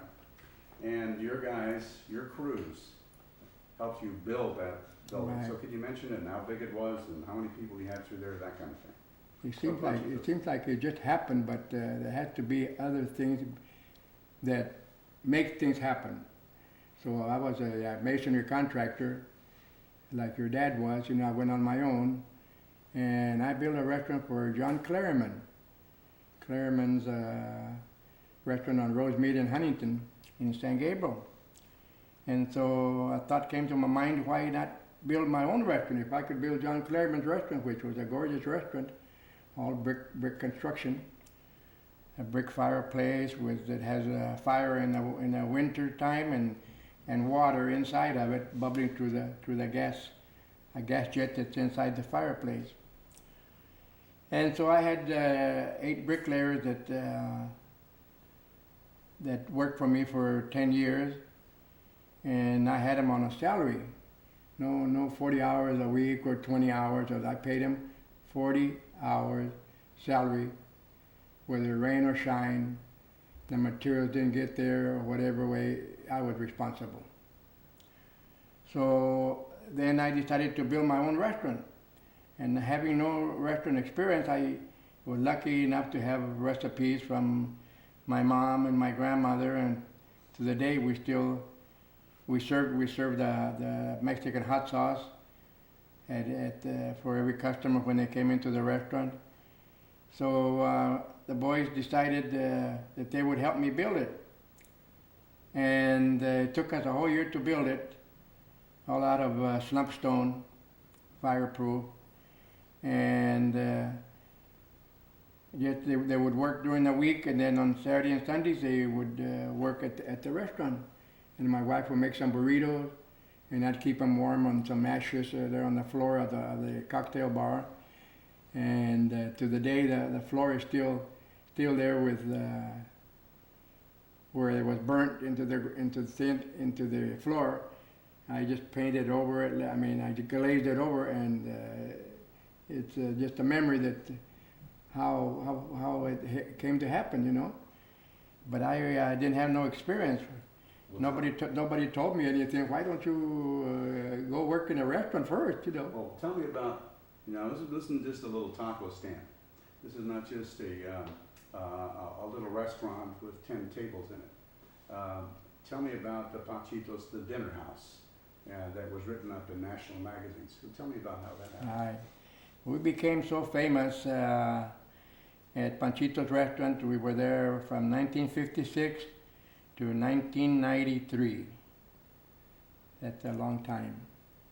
1956, that's 37 years. Very successful, very famous, world famous. Got my first award in the Pasadena Wine and Food Society. And then Holiday Magazine sent somebody to scout. And for about 15 years, Panchitos was the only restaurant, only Mexican restaurant that was awarded the Holiday Magazine Award. And I have all the magazines from way back when. And it was a nice write-up. That was Jerry Dacus, wasn't it? That was Jerry Dacus. Let me take this down. So let me take this down. Okay. No, that way we'll eliminate the glare. Now tell me about, that was Jerry Dacus, as I remember. The Dacus Award. I remember him. And he was the restaurant critic. Yeah, the restaurant critic. And, because I met him once. Anyway, so tell me about how many years your restaurant became so famous and that you were the only Mexican restaurant listed in Holiday Magazine.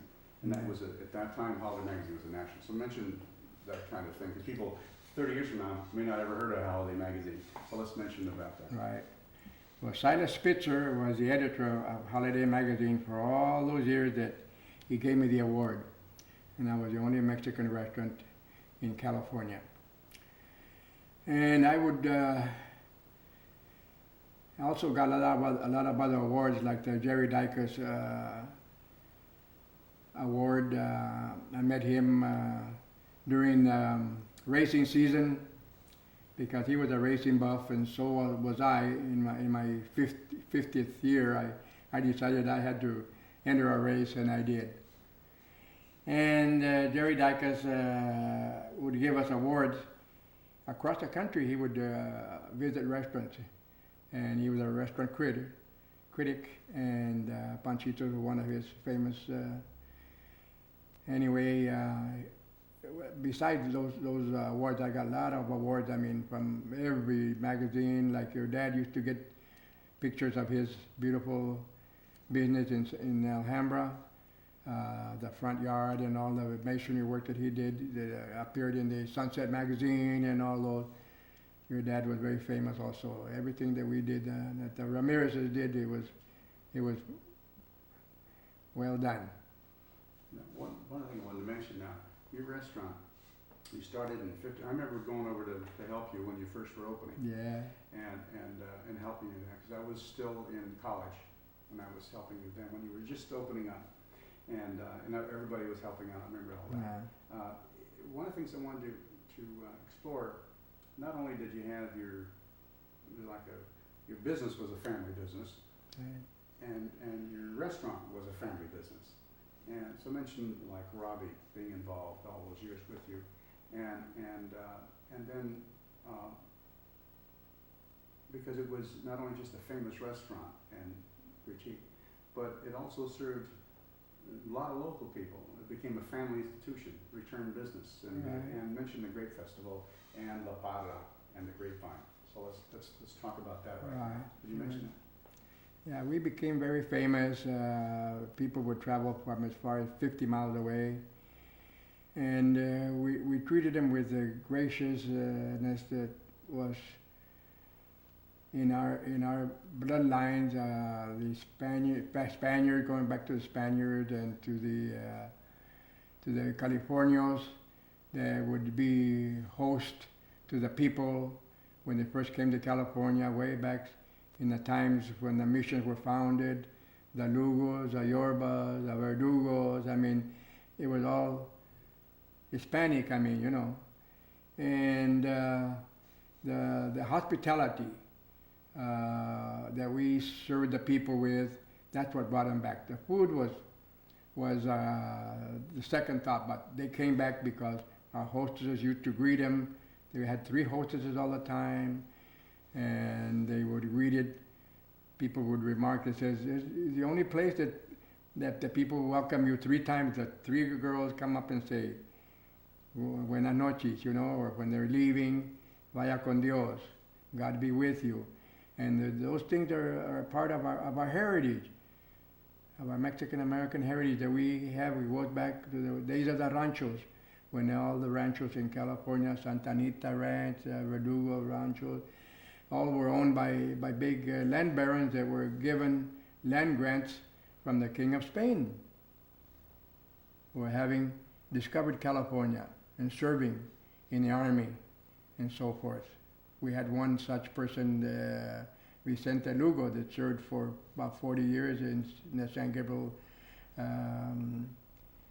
when they repair all the roads and the streets and everything else. But he was a descendant of the Lugo. The Lugo adobe is also down in Bell, California, where the main ranch was.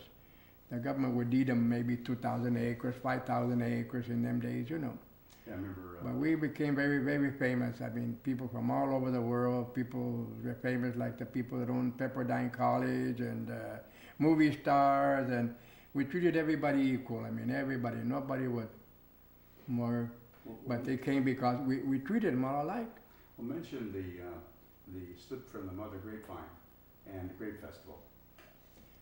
We have in the patio I planted a grapevine that came from the slip. It was a slip from the mother grapevine that's still in the San Gabriel Mission.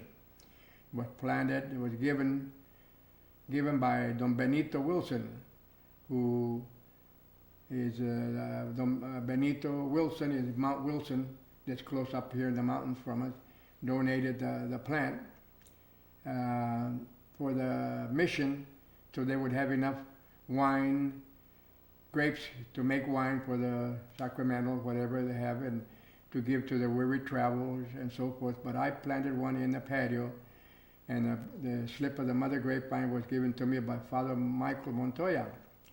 And for the first year, naturally, when you're starting business, it's slow going, you know.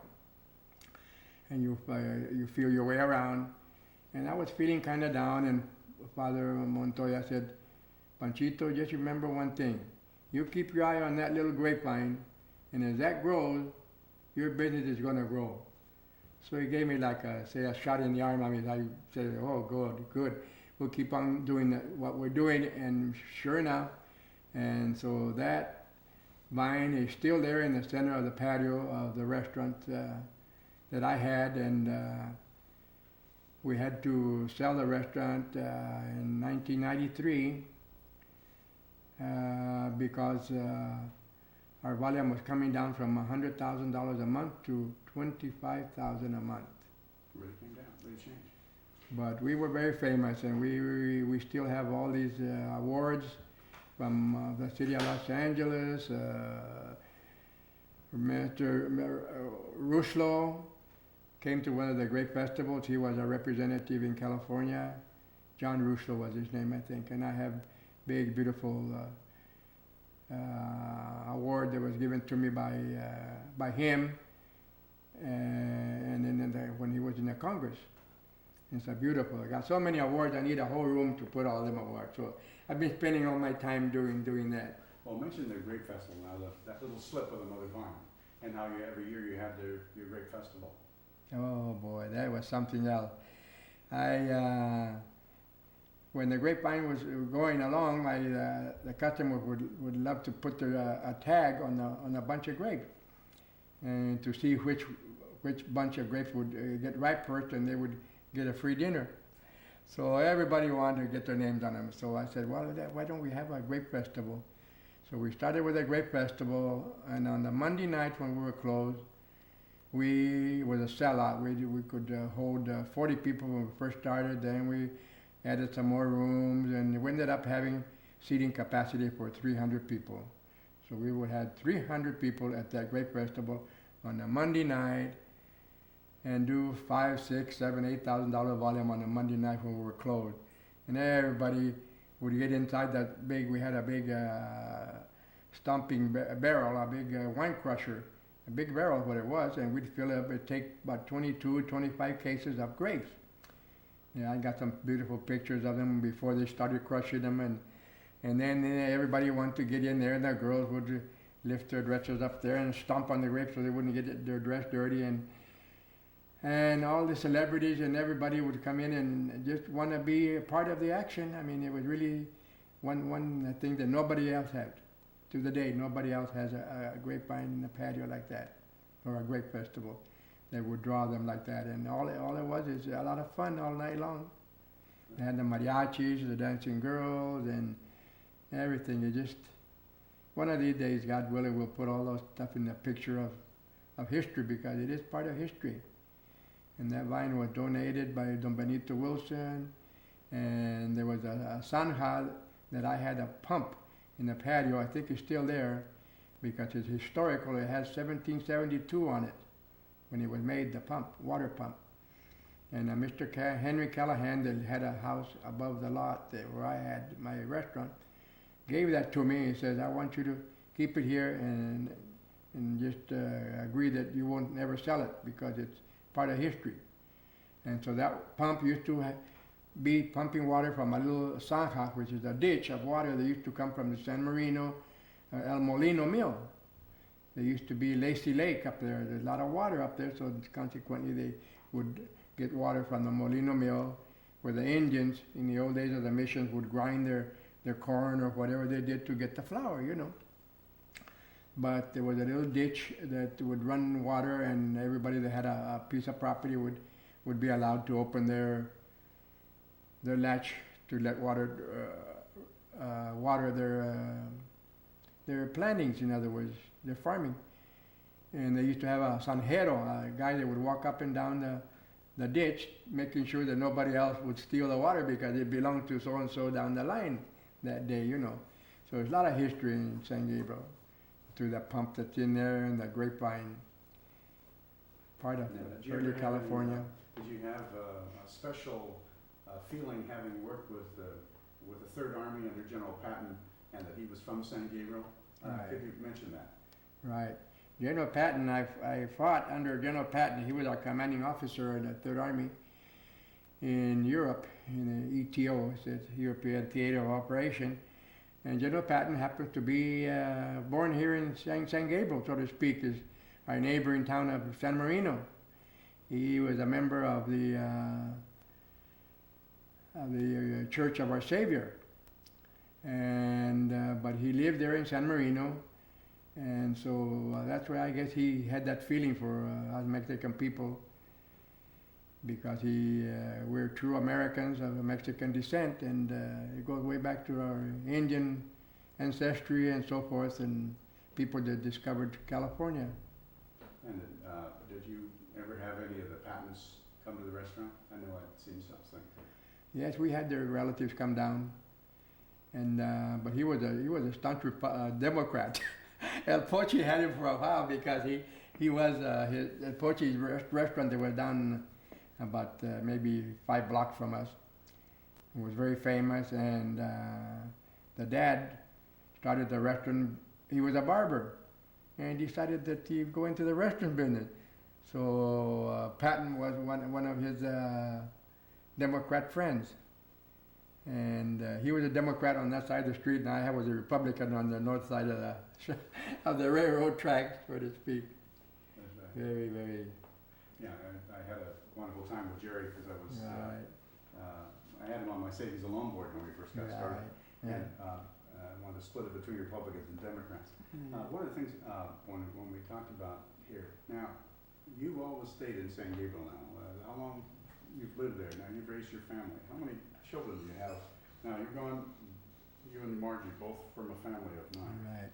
So mention some of the things about your families just at this point, because you're all Californians. Yeah, we have 5 children.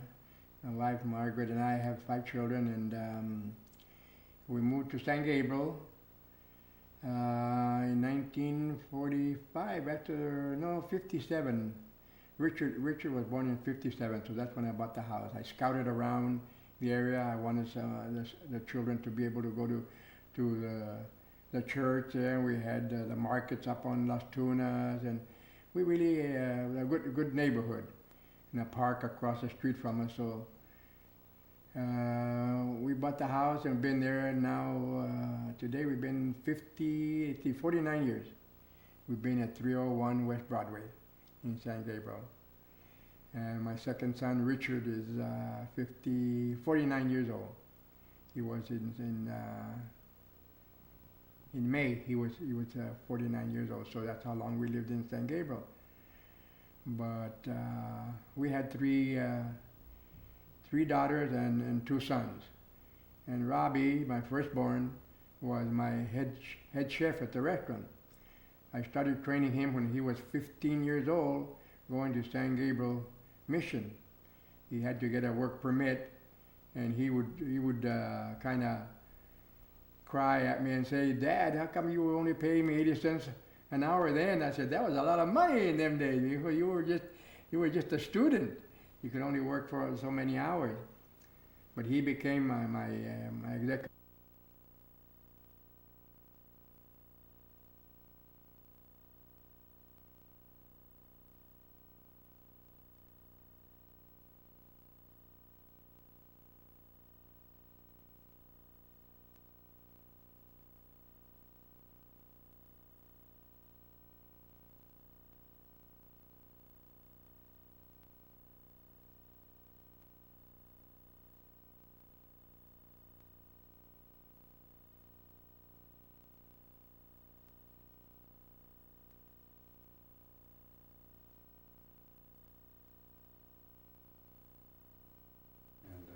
There's a Rudy Aguirre who was a Medal of Honor recipient, airborne guy, and so I have a lot of friends I've interviewed from there. Yeah. 11th Airborne, down in Pico Rivera.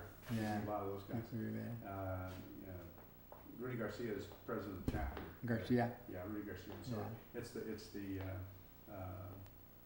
to mention about your family, because you have 9 brothers and sisters, and Margie had 9 brothers and sisters. Right. And are they all Californians now, and all their families? You might mention that.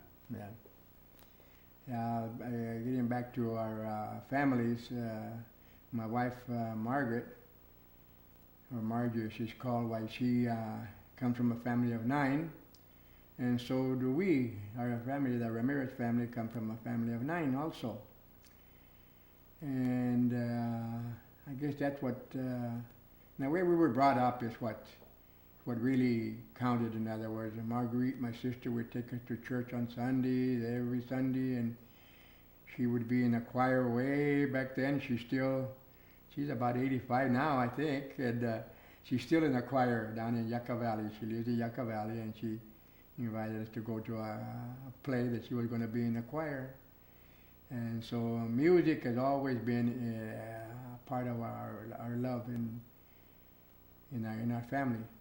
I love music. I had E's in a boys' glee club when I joined the boys' glee club in the 6th grade in school, in the primary grade, elementary they call it, you know. But I love the music, and to the day, I mean, that's my first love, music. Aside from doing things with my hands, with my drawing and so forth, you know.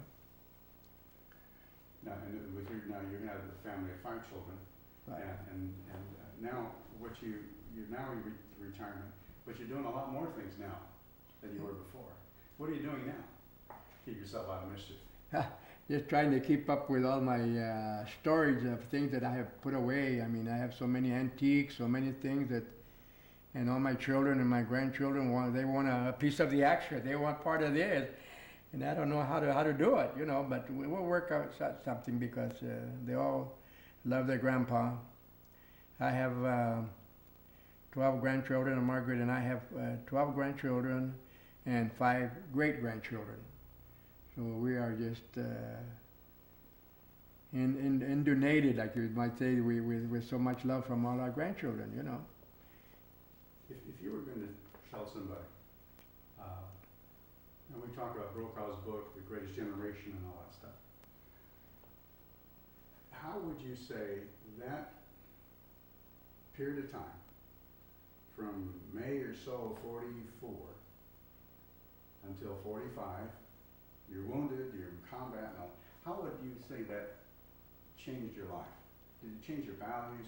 What did it do? How did it make you a better person? Did it make you a worse person? How did it affect you? How would you think that those war years affected you and your family?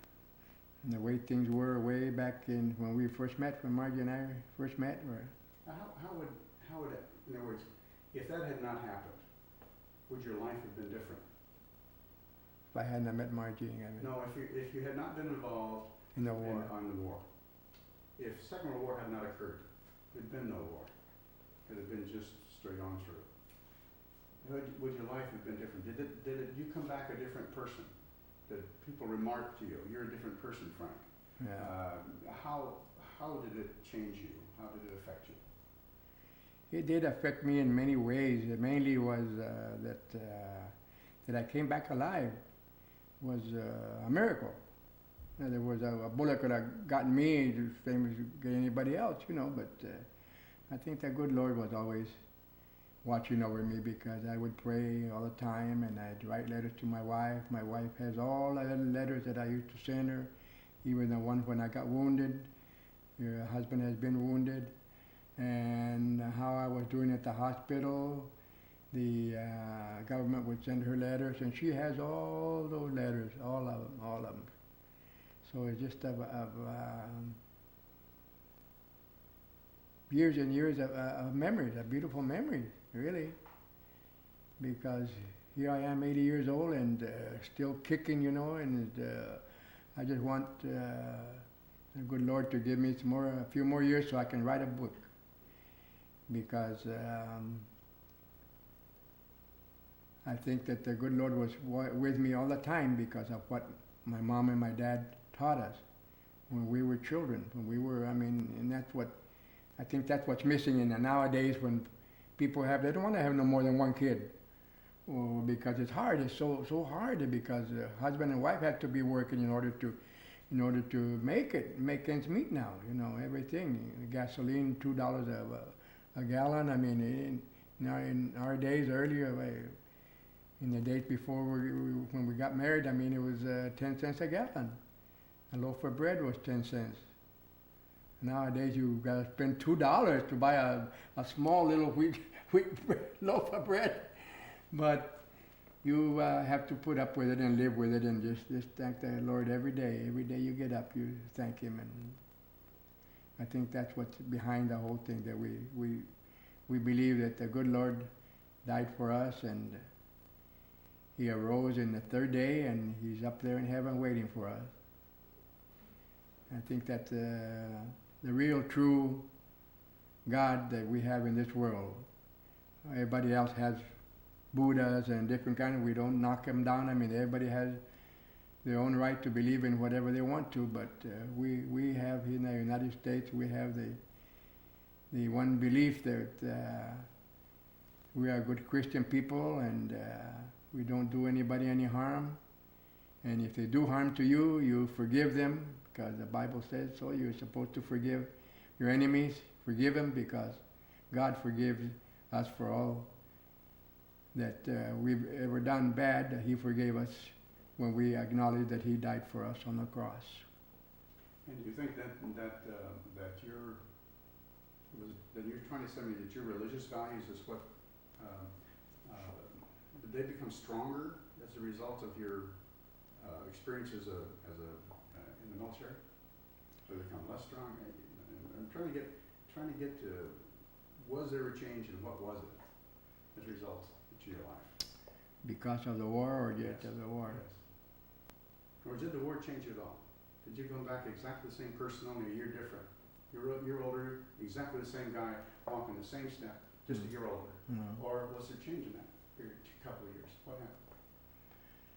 I think what the war did to me was just to, like I said before, that I thank the good Lord that I came back, but yet I'm a new man. I have been a new man since I built a restaurant. I wanted to do that, and I helped a lot of people become citizens. They were from Mexico. I helped them get their cards. I've done everything. I've helped Jerry Lewis Muscular Dystrophy raise funds, Every year I'd go on stage and give them a check for $10,000, 15, whatever I made on my golf tournaments.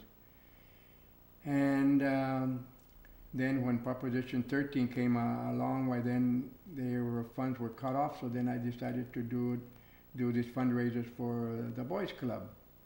For years and years and years, I give them checks that I'd make 10,000 or 5,000 or whatever we make, raising the funds at the golf tournament.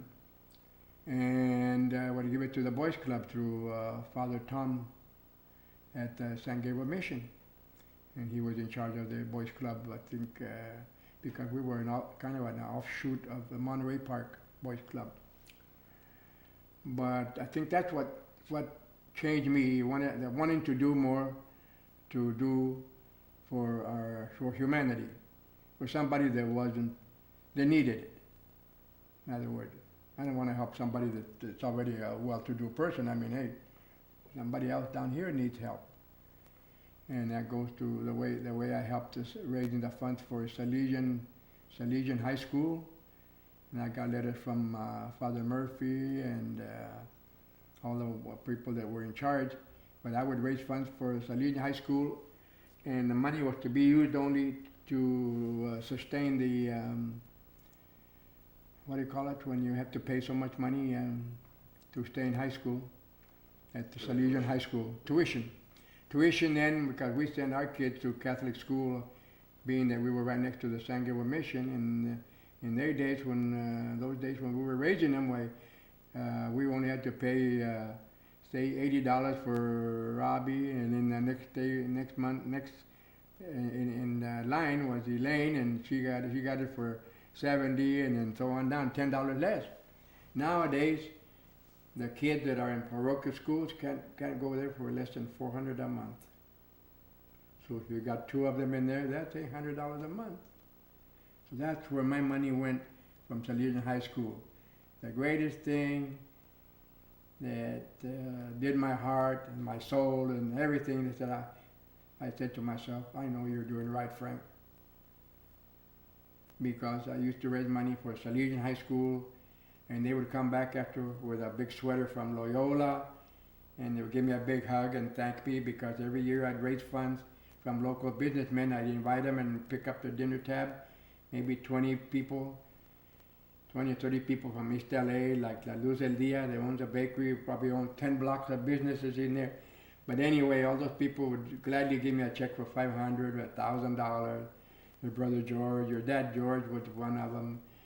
And we raised funds for the dinner, and I'd give that money to the Salesian. But the greatest thrill of my life, I think, bar none, was to have those boys hug me, and I just couldn't hold the tears when they would say thank you for helping me get through Loyola High School. It's a university, right? My name is Frank W. Ramirez. And what's the W stand for? Williams. Oh, Williams. Is that your middle name or what? Williams. That's a William. My mom's maiden name. Oh, your mother's name is a Williams. Right. Okay. When were you born and where? I was born in Globe, Arizona. And when were you born? I was born in August 6, 1921. Oh, another couple of weeks you have a birthday. Yeah. Oh, that's another great. one. 1921, that makes you what, 79? 79 this coming month. Well, that's wonderful. That's great. That's great. And Globe, Arizona, were you raised in Globe? No, I wasn't raised there. Well, I think I only stayed there maybe a month. They tell me a month, and then we moved to Miami, Arizona, which is maybe about 5 miles away. 5 miles away. Now, And that's where I was raised. what kind of country is Globe? It's a mining town. Is it mining town. Is it in the desert, in the mountains? No, it's in the mountains. What kind of a mining town? It's a copper mining town. And what kind of companies and people worked at it? Everybody worked for the town? It was everybody. That's the only place to work. Copper mining town. There's nothing, no way to farm, because it's all hilly. So your whole family worked for the mines? Yep. My brother George, which is your dad. Yeah. So He was a sole support, because my dad was a bridge builder, and he was on the road all the time. We'd see Dad maybe Oh, about 2 or 3 times, 4 times a year. He was gone for about 3 months a year. Each time he was out working. He was out. He Building was. I mean, he bridges. was a stonemason. He would finish the bridges, make them nice and smooth. And he worked for the railroads? No, he worked for the bridge companies. In other words, whoever would build the bridges across the river, little rivers, you know. And that's what he built, and mostly in And Arizona. I got some pictures of those when I was barefooted in 1929, 9 years old, barefooted. You saw those I would lines. take his lunch when he was building them close by. Oh, that's great. Now, so you went to school in Miami then? Went to Miami Grammar School, What was the name of the school? Miami Grammar School. And then did you It's go, called Lower Miami Grammar School. and then the high school? And then high school was Miami High School. I see. And how did you get to, now one of the things when you were in high school, remember how, you left high school at what age did you leave? I only went up to the 11th grade. And how old were you then, do you remember? I was 17 years old when I was graduated. I only went up as far as the 11th grade. And I wanted to be an architect. That was my my life's ambition was to be an architect. And that's what you liked the most in school? I wanted to be an architect. I still to the date have my tool that where I drew my plans. Oh, that's wonderful. Yeah. And when you worked at, what other things did you like in school? Pardon? What other things did you like in school? Cabinet work. I built I still have a table that I built. I have it at home. Now my grandson wants it. Can I pause 1 second? What school did you attend in Arizona? I attended Miami High School. And what year was that when you left high school? Year was 1937. And so when you say the year I left high school was 1937. I graduated the year 1937. And now, when you were 17, you had your, were you working at that time? I was working? I was working part-time at a store by the name of Piggly Wiggly. What kind of a store was that? It was a grocery store, and I was in charge of the vegetable department. And how much money did you earn? I earned? I was getting 80 cents and a half, 80 cents for the 2 hours that I was working. So, I worked part-time, 2 hours, 80 cents. It was about 40 cents an hour. so and so when you were doing that, what did things cost at that time? What did a loaf of bread or an ice cream cone cost? Bread at that time was about 10 cents, not sometimes 9 cents a loaf. It was very reasonable. And what did ice cream cost or something like that? Ice cream, oh, you get Mile High ice cream cone for a nickel. That's great. Now, if I ask you now, what was the price of gasoline? I'd say the gasoline, how much did it cost? So I'd like you to answer, gasoline costs so much money. So what was the price of gasoline in those days? Gasoline in them days was about 12 cents, 10 or 12 cents a gallon. You had to pump it though, and pump it your own self How did you pump it then? with your hand. Had a lever on it. So you pumped it from that point. Now, when you were there, did your dad, your dad was working then as a stonemason, and what was your mom? So your mother was a so my mother was? My mother was a housewife. We raised 10 children. How many brothers and sisters did you have? Had five. I had 5 sisters and 4 brothers. Okay. And so then, where were you? Who was the oldest, and where were you in age? And so I was about in the middle. Right in the middle. Now, when you came to California, how old were you when you came to California? I was how old? We came. I came to California in 1938. 1938, and came over to work with your dad. Your dad had already been established in California on Ford and Brooklyn. He owned Acme Patio, Acme Landscaping. Where is that business now? Where's that location now? No, that location was on Ford and Brooklyn. What is there now? Now there is a little nursery. Now, Isn't that like where the freeway off-ramp is to? yeah, up there. So if you were going to say, so where were you first living when you came to California? I was living with your dad on Michigan. When you first came to California, where were you living? Do you remember the address and location? Yeah. I was living with my older brother, George, and he lived on Michigan Avenue. I don't remember the address, but it was on Michigan and McDonald, almost on the corner. In East Los Angeles? In East LA. Now, and when you first came, were you working? Did you go to work? Where were you working? So I was working. I was working with my brother George. He owned a company called Acme Landscaping, and that's the way I got started in California. And what kind of work did you do then? How much were you getting paid then? We used to do landscaping and patios and brickwork. And that's where I learned how to be.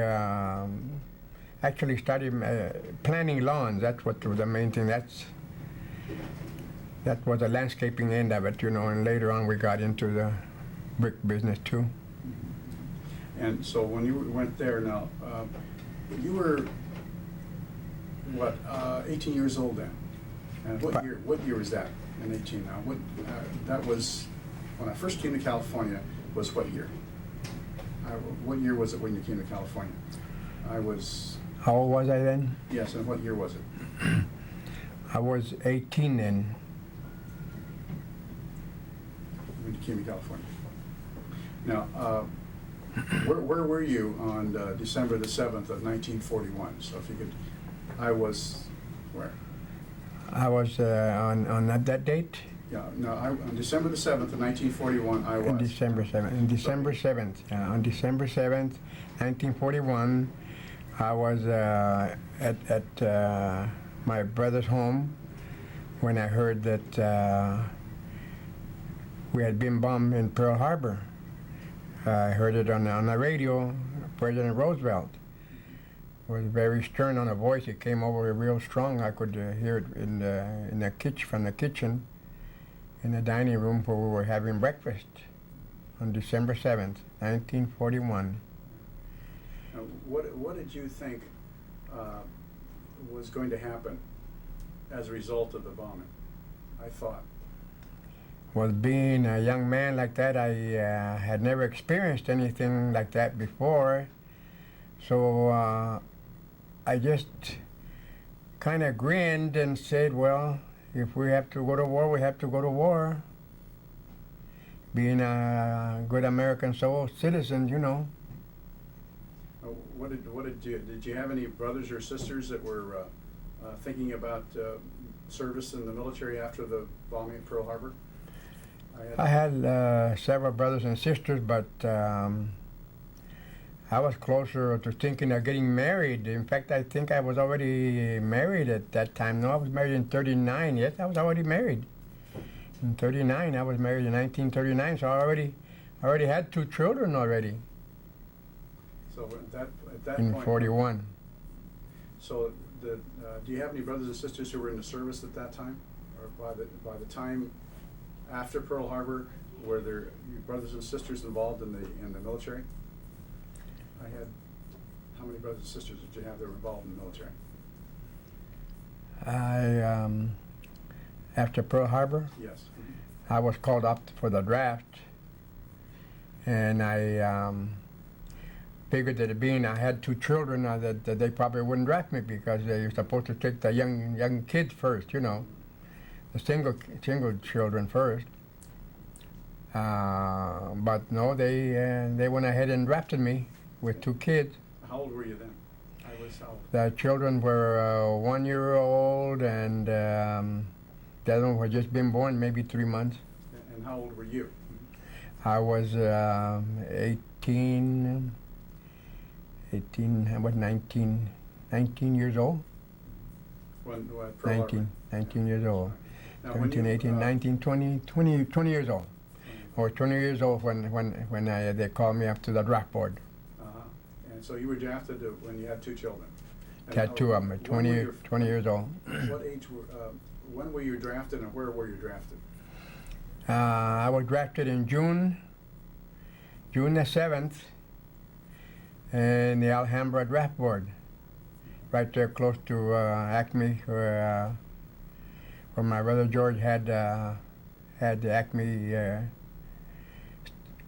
brick and stone after he had moved from East LA.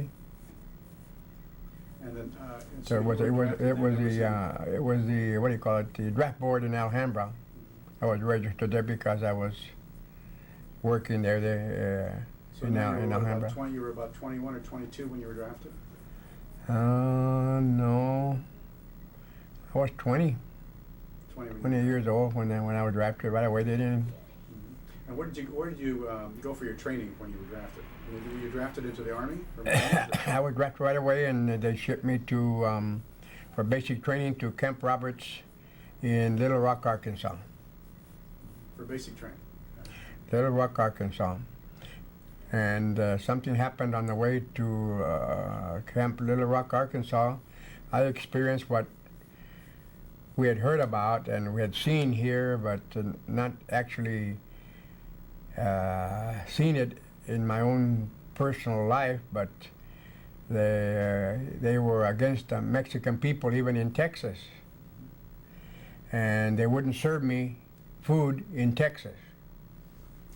And the paratroopers who I was with on the troop train said, "What? You will not serve Mr. Ramirez?"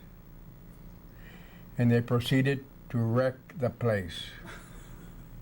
So these are And the MPs just turned their face away because we were soldiers. I mean, they couldn't refuse a soldier.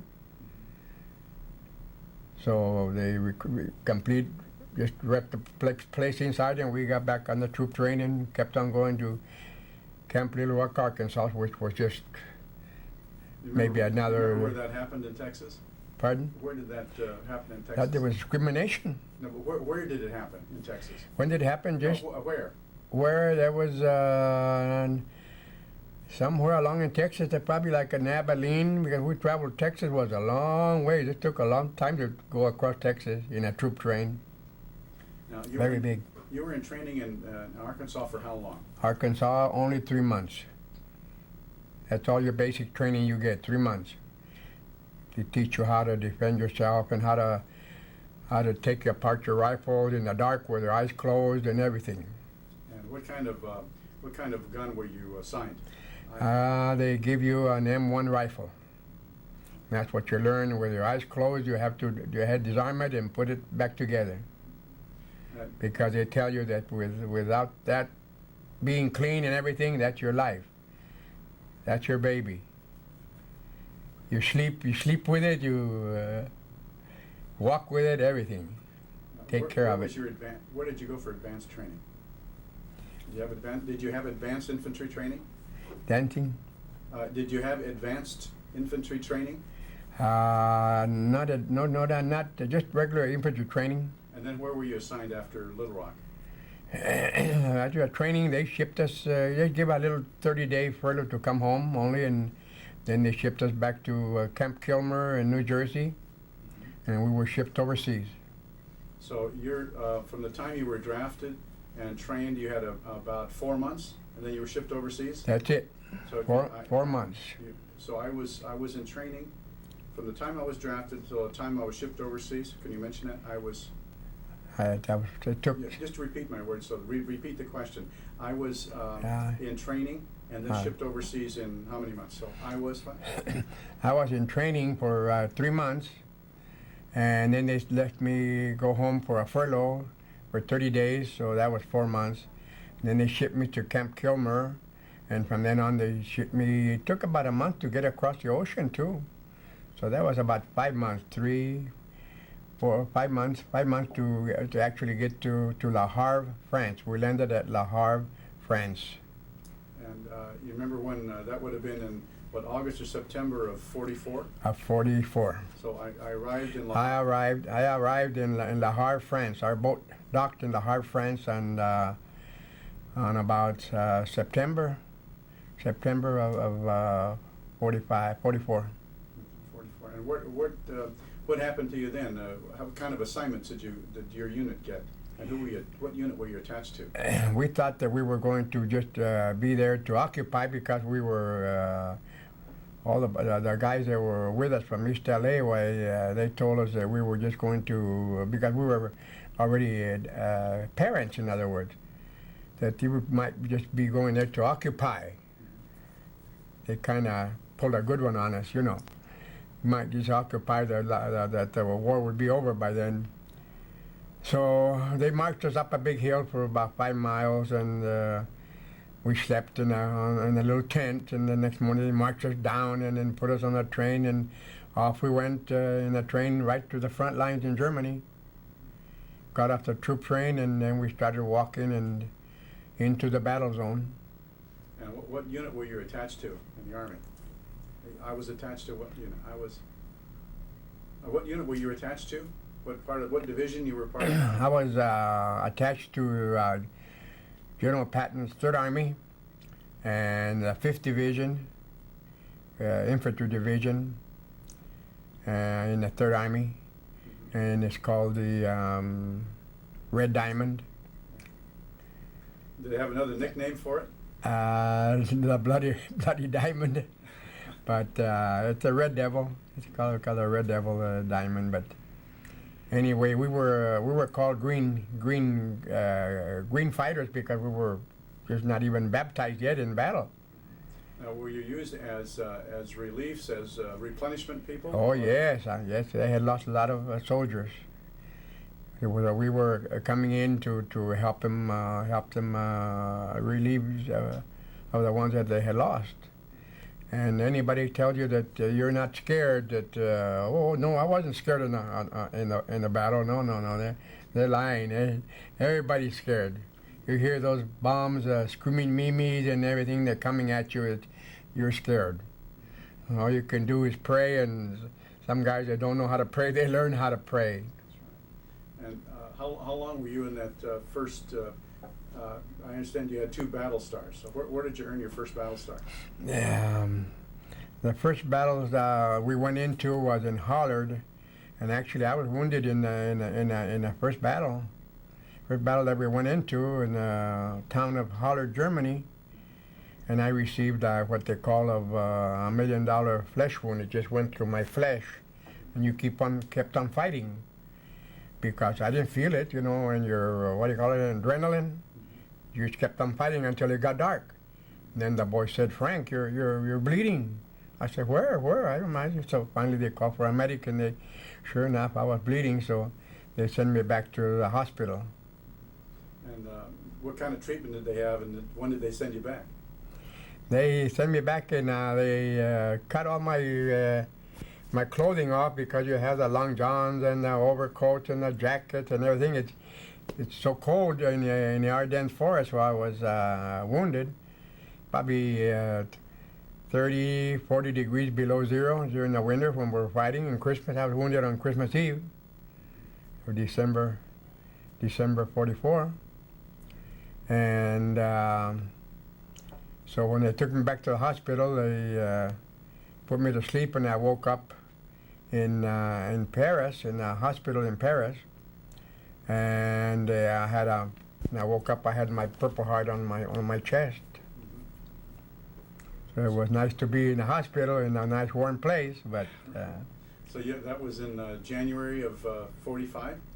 That was. Then I had to go back. I got well, and then they sent me back to my outfit, and I caught up with them up in the Blue Danube.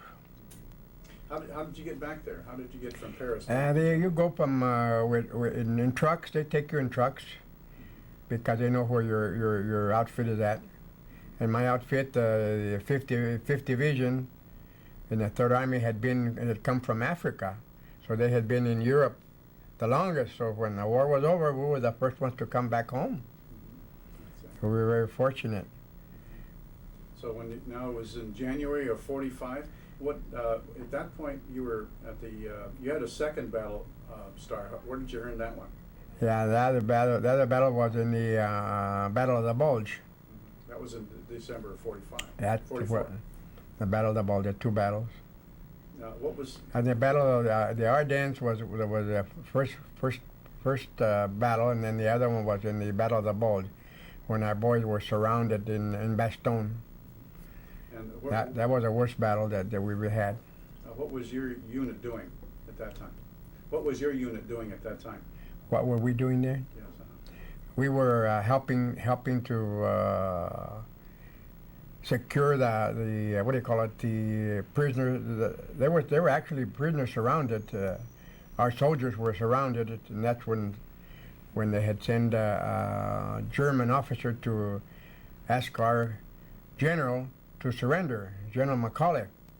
And then when General McCulloch told the German general told him nuts, he wouldn't surrender, and they would say, what? Not nuts? What's that mean? What's that nut?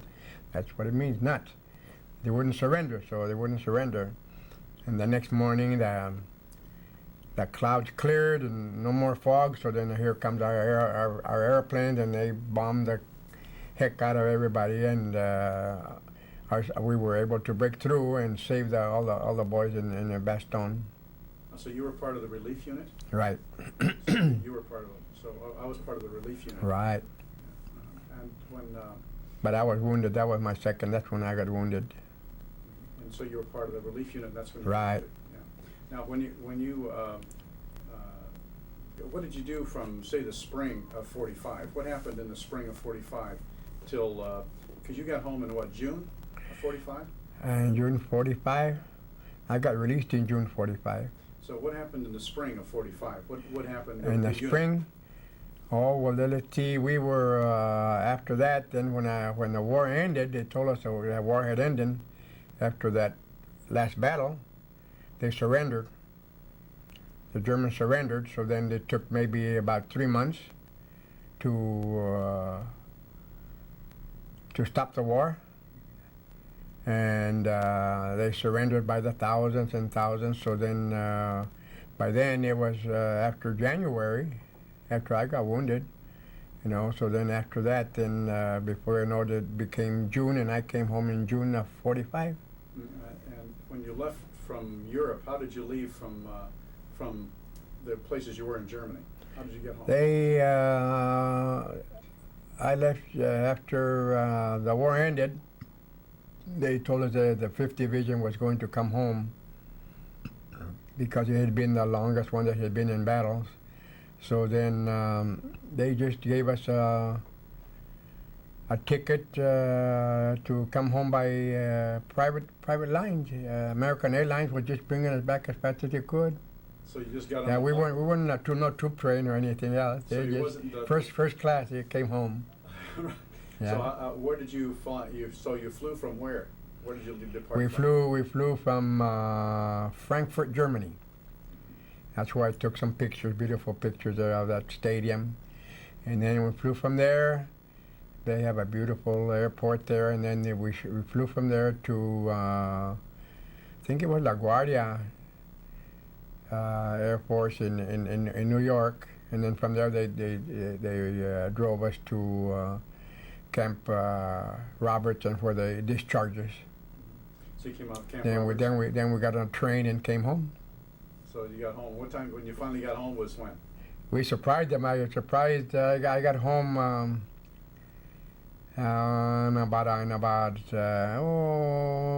I didn't even send a telegram that I was coming home. So you surprised her. I got home and I found my 2 children at home with one of my sister-in-laws, and they said that my wife had gone to the show, so I took Robbie, who was my oldest one. I took him with me, and I went up and down the aisle in the $1 Million Theater, and that's where they were.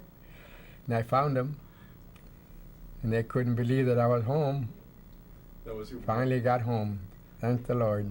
That was a wonderful. What kind of a feeling did you have to finally be home with your family? Oh, it was just unbelievable. You can't explain it. It just takes over your whole system. It just You just have to go through it to experience it. But there's only one person that you thank for, you know, and thank him for bringing you back. That's our good Lord. That was wonderful. And then after the war, what did you do after you got? Now you're what, 23, 24 years old, or how old were you when your war was out? When the war was over? Yeah, I went back to work right away with my brother George. You didn't think about taking vacation. You just get back to work or anything, you know. They didn't give you maybe a little bit of mustering out pay or stuff like that. But anyway, went back to work and just be happy to be back and with your children. And so then you went in business for yourself too. And when did you go in business for yourself? I went to my business right after that. I went I worked for my brother George for a while, and then meanwhile I decided to go ahead and get my own license, and went under Frank Ramirez and started my own brick business. And then, and how long were you in business for yourself? And then I understand you went in the restaurant business. So tell us about it. I was a masonry contractor for about maybe 10 years. And I built John Claryman's restaurant on the corner of Rosemead and Huntington. And then I said to myself, why, if I can build a restaurant, why don't I build my own? You know? But I should have never done it, because you don't do the things like that. You be a bricklayer and then jump into a restaurant. That's a no-no, but I did it. You did it the hard way. And but there again. How long were you in the restaurant business? I was in the restaurant business. I was 37 years. And what was the name of your company? 37 years, and we called it Panchitos. My son Robbie was a head chef, and I was a man in the front, and he was the one in the kitchen for 37 successful years. And how many employees did you have? We had 50 employees. Then we were very successful towards the end in 1988. The economy started coming down. And we knew why. The people from San Marino and Acadia were selling their homes to people, and we started losing our finest customers. And our economy, our sales started coming down, so we decided to sell the property. So we're very fortunate to still be healthy and happy and peaceful. That's the main thing. And if there was anything you could say that you learned from your experience as a soldier, as an infantryman, and your time in combat, what would you say was the most important thing that you learned personally in your time? That I have owned? Well, the thing that you learned. What did you learn personally? That I learned. Yeah. How did you change? What changed you? I think the most important thing that I've learned through all my experiences during the war and the restaurant business and all that is to have faith in God, and He will see you through. Because nobody else is going to help you. Only prayers is the only thing that helps. Because if your brother and sister can't help you, I mean, who else is going to help you? You know, you just got to learn how to pray, and prayers do work. And how many years have you been married now? How many years have you been married now? Oh, we've been married now, come in September. We've been married 60 years with my wonderful wife, Margaret. And I owe a lot to her, because she stood right by me, behind me, and that's what it takes.